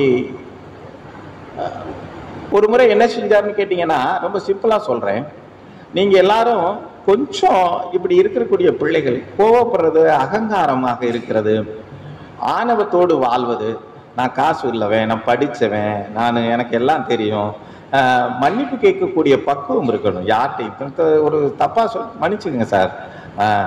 அது பார்த்தீங்கன்னா ஆங்கிலேயர்களிடம் நிறைய இருக்கிறது. சின்ன விஷயம் சாரி அப்படின்னு சொல்றது. நம்மதுல இப்ப சாரி எதுக்கு கேட்குறீங்க? எது சம்மந்தம் இல்லாம கேட்பான், முறைக்கிறாங்க. சாரின்னு கேட்டாலும், சாரின்னு கேட்டாவும் முறைக்கிறான். என்னன்னு கேட்டீங்கன்னா, தவறு வந்தாலும் தவறு செய்தவன் தவறு செய்யாதவனை சண்டை போடுறான். அந்த காலம் எப்படி இருக்கு? நாம அப்படி இருக்கக்கூடாது.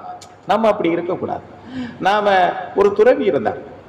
நான் சுருக்கமாக சொல்லி முடிக்கிறேன், நிறைய இருக்கு, அடுத்த வாரம் தொடருவோம் இந்த புதுவழி பயணம். இந்த வருஷம் முழுவதும் புதுவழி பயணத்திலே போவோம். என்ன கேட்டீங்கன்னா, நம்ம பயணம் முடிய போறதில்லை. எப்படி இல்லைன்னா ஒரு சிரத்தை உள்ளவர்களாக, நிச்சயமாக லட்சியம் உள்ளவர்களாக உங்களை மாற்ற வேண்டும் என்ற அர்த்தத்துல தான் நான் பேசுறேன். நீங்க பாருங்க, இனி நீங்கள் செய்யும் போது அஞ்ஞான விஷயங்களில் போகும்போது கொஞ்சம் மனசு கஷ்டப்படும். எதுக்கு இதெல்லாம் அஞ்ஞானம்? எம்பெருமானுடைய கருணை நமக்கு இருக்கிறது. எதுக்காக அஞ்ஞானத்தை தூக்க வேண்டும்? எதுக்கு அறிவில்லாத செயல்களை செய்ய வேண்டும்? எது முடியுமோ அதை செய்யறேன், எது முடியாதோ அதுக்கு முயற்சி பண்றேன். ஒண்ணுமில்லை, கட்டாயப்படுத்திக் கொள்வது, வருத்தி கொள்வது கிடையாது. நீங்க எல்லாரும் நீங்க எல்லாரும் சொல்லுவீங்களா, அழகு ஊத்துவீங்களா? நீங்க எல்லாரும் எத்தனை பேர் சொல்லுங்க, எதுக்குப்பா அப்படி உடலை வருத்திட்டு? குத்துவாங்க, விரதம் இருக்கிறாங்க, அது போறாங்க, எல்லாம் செய்வாங்க. ஆனா நீங்க அதுக்கு மேல வந்திருக்கிறீங்க. ஏன்னு கேட்டீங்கன்னா, அப்படி மனதை அழிப்பதற்கான முயற்சி, தேகத்தை அழிப்பதற்கான முயற்சி இது இல்லை. ஆன்மீகம் என்பது மனதை அழிக்க வேண்டும், மனதை ஒடுக்க வேண்டும், மனதை அங்கே பிரபஞ்சத்தோடு இணைக்க வேண்டும். இந்த பிரகிருதி, இந்த மனம் என்பது இந்த பிரகிருதியோடு சம்பந்தப்பட்டது, சக்தி சம்பந்தப்பட்டது. அதையும் தாண்டி ஆன்மாவிற்கு செல்ல வேண்டும், பிரம்மத்திற்குள்ளே போக வேண்டும், அகம் பிரம்மாம்சி என்று வாழ வேண்டும் என்று நினைக்கக்கூடியவர்களாக இருக்கும். அதனால இது என்னன்னு கேட்டீங்கன்னா, ஒரு துறவி இருந்தார். அந்த துறவிட்ட ஒருத்தன், இந்த துறவியை பார்க்க போவோம், அந்த துறவிக்கு எல்லாரும் துறவியை பார்த்தா நல்லது நடக்குதுன்னு சொல்றாங்களே, நாமளும் பார்க்க போவோம்னு சொல்லி விலை உயர்ந்த பொருட்கள், பட்டாடைகள் இதெல்லாம் எடுத்துட்டு அந்த துறவியை போய் பார்க்க போனார்.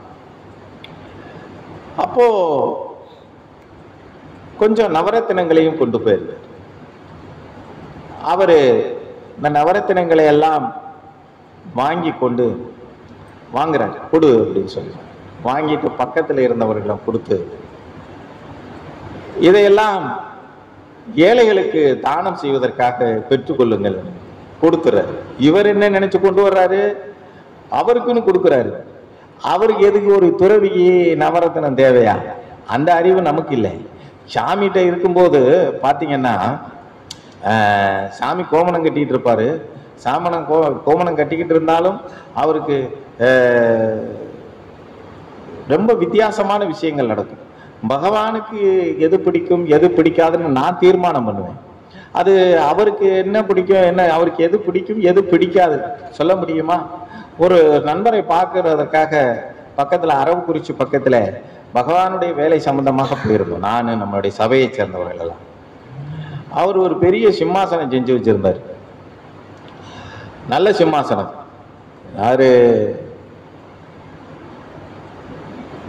என்னங்க இந்த சிம்மாசனம் செஞ்சு வச்சிருக்கிறீங்க என்னங்க? இல்லை, நாங்கள் போன உடனே ஒரு வேலையாக வந்திருக்கிறோம் அப்படின்னு சொன்னோடனே, வாங்க சாமி அப்படின்னு. நான் சாமிகிட்ட வரமாட்டேன் அப்படின்னாரு. ஏங்க வரமாட்டீங்க? இல்லை சாமி வந்தேன், சாமி நீ போயிட்டு நான் செத்த பிறகு வாடான்ட்டாரு, அதனால. என்னங்க இது புதுசா? நம்ம எப்படி ஒவ்வொரு மனிதர்களையும், நான் இங்கே இருக்கக்கூடிய இந்த அழகான இதயங்கள் எல்லாம் பெருமானுடைய பிள்ளைகளில் இருக்கிறீங்களே, உங்களுடைய இருதயங்களுக்குள்ளே, நான் உங்களை எல்லாம் நான் திருத்தக்கூடிய கடமை அவர்கிட்ட இருக்கு. உங்களுக்கெல்லாம் அருள்பாலிக்கக்கூடிய கடமை அவரிடம் இருக்கிறது. உங்களை எல்லாம் ஆட்கொள்ளக்கூடிய அதிகாரம் அவரிடம் இருக்கிறது. நாங்க நம்மெல்லாம் சாதாரண, உங்களோடு சேர்ந்த ஒரு சாதாரணமானவன். அந்த அதிகாரம் அதுவிடம் தான் இருக்கிறது. நீங்க நினைக்கிறதையும் நீங்க செய்யறதையும் மாற்றக்கூடியதற்கு எனக்கு என்ன இருக்கு? என்ன வேணாலும் நினைக்கலாம், என்ன வேணாலும் செய்யலாம். ஆனால் நம்ம நல்லதை சொல்றோம், எடுத்துக்கன்னு சொன்னால் நல்லது என்று நினைப்பவன், நல்லது என்று யூகிப்பவன், நல்லது என்று அறிவுள்ளவன், சிந்திக்கக்கூடியவர்கள் எடுத்துக்கொள்வார்கள், அவ்வளவுதான். அப்போ என்னை செத்த உடனே வான்னு சொல்லிட்டாரு, அதனால நான் போறது இல்லைங்க. சரி, அவர் செத்த உடனே வான்னு நீ செத்த உடனே வானாரான்னு எனக்கு தெரியல. ஆனா 2 பேரும் செத்த உடனே போற இடத்துக்கு ஒண்ணுதான், அதுல ஒண்ணு மாற்று கருத்து கிடையாது. ஒருவேளை ஒரு இடத்துக்கு போறோமா மீண்டும் பிறக்கிறமான்றதான் வித்தியாசம். எம்பெருமானை அடைய வேண்டுமானால் இந்த மார்க்கம் தேவை. நான் அவரை போய் அடையணும் சாமி, நான் அவரோடு கலந்து விட வேண்டும். இப்போது எனது மனதால் இந்த பிரகிருதியினுடைய ஆற்றால் சும்மா நினைக்கிறேன், கொஞ்ச நேரம் 5 நிமிஷம் நினைக்கிறேன். 5 நிமிஷம் நீ தியானம் என்பது யோசிச்சு பாருங்க. இன்னொன்னு சொல்லிடுறேன், இந்த வருஷத்துலயாவது கொஞ்சம் தியானம் செய்ய பழகுங்க. ஏன் நீங்க தியானம் என்பதுக்கு நேரத்தை தேடி, நேரம் என்னன்னு கேட்டீங்கன்னா ஒதுக்குறீங்க, அதை ஒதுக்காதீங்க. ராமகிருஷ்ணன் சொல்லுவாரு, நான் என்னன்னு கேட்டீங்கன்னா, தியானத்துக்கு காலையில 6 மணிக்கு செய்யலாமா, இல்ல 7 மணிக்கு செய்யலாமா, இல்ல சாயந்தரம் செய்யலாமா, இப்படி நேரத்தை ஒதுக்காதீங்க. நேரத்தை கண்டுபிடிங்க. நேரம் எப்ப எல்லாம் நேரம் கிடைக்குது, எப்ப கிடைக்கும்? எனக்கு ஒரு 11 மணிக்கு கிடைக்கும், அப்ப பண்ணு. ஆனால் நீ கட்டாயப்படுத்திக்கிட்டு காலையில 4 அலாரம் வச்சுட்டு, என்ன படுக்கிறது 12 மணி, 4 மணிக்கு அலாரம் வச்சிருவான். இன்னும் 4 மணி நேரம் தானே இருக்கு, தூங்கவும் இல்லை. ஐயோ 4 மணிக்கு தியானம் பண்ணணுமே, நம்ம இப்படி ஒரு கட்டாயப்படுத்தி இருக்கிறோம். இந்த இன்னையிலிருந்து 2025 1ஆம் தேதியில இருந்து 4 மணிக்கு தியானம் பண்ணணும்னு சொல்லியிருக்கமே. 4 மணிக்கு எந்திரிச்சு இந்த பனி வாடையில நடுங்கிக்கிட்டே அவன் உட்காந்து ஓம் சச்சிதானந்த சத்குருவே சரணம், கொஞ்சம் குளிர் அடிக்குது, என்ன செய்யறது, இப்படி இந்த மாதிரி எல்லாம் மனதை போட்டு கஷ்டப்படுத்திக்கிட்டு தியானம் பண்றது நீ தியானமாது? உனக்கு தியானத்திற்கான நேரத்தை நீங்கள் கண்டுபிடியுங்கள். உனக்கு எப்போ நேரம், உனக்கு எப்போது சந்தோஷமாக ஆனந்திக்கக்கூடிய, எப்போ சமாதானமாக இருக்கக்கூடிய மனம் இருக்கிறதோ அப்ப தியானம் பண்ணு. அப்ப நீ 2 நிமிஷம் பண்ணாலும் உண்மையான தியானமாக அப்படியே தியானம் என்பது என்ன, சக்தி நிலை என்று நான் ஆரம்பத்திலே சொல்லிட்டேன். அது ஒரு சரியான நிலை கிடையாது. ஏதோ மனதை உண்மையிலே ஒரு வசப்படுத்துவதற்காக, அடக்குவதற்காக, இல்லை என்றால் மனதை கடந்து செல்வதற்காக எடுக்கக்கூடிய ஒரு முயற்சி, அவ்வளவுதான். சமாதி நிலையில் மட்டும்தான் பிரம்மத்தை அறிய முடியும். அதனாலதான் நான் ஆரம்பத்தில் சொன்னேன், சமாதி நிலை அடைந்ததனால் எம்பெருமான் அந்த 8வது பதத்திற்கு, அஷ்டாங்க யோகத்தினுடைய உச்ச பதத்திற்கு போனதனாலே அவருக்கு நான் பூஜை செய்கிறேன். சமாதிக்கு போனவர் அவர் சமாதி நிலை அடைந்தவர். ஆனால் நான் இன்னும் தியானத்துக்கு கூட போகலையே.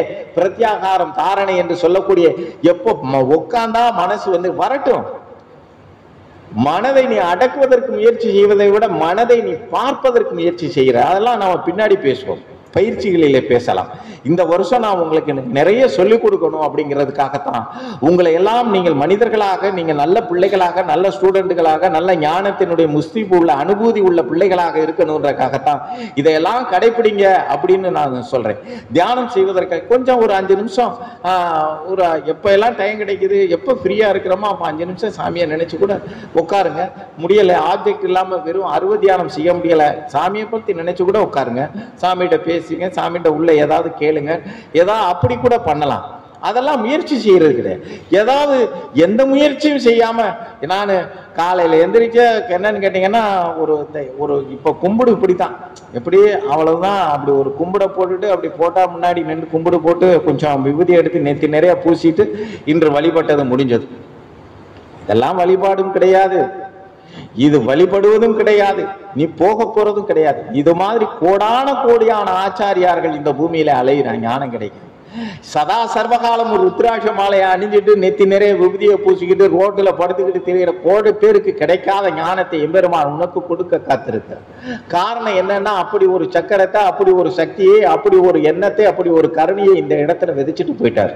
நீங்க உட்கார்ந்து நீ என்ன வேணாலும் கேளு, ஆனால் நான் சொல்றது என்னன்னு கேட்டீங்கன்னா, அவர் சொல்ற நல்ல பிள்ளைகளாக நடந்து கொடுப்பது பரிசாக கொடுக்கிறேன் உனக்கு.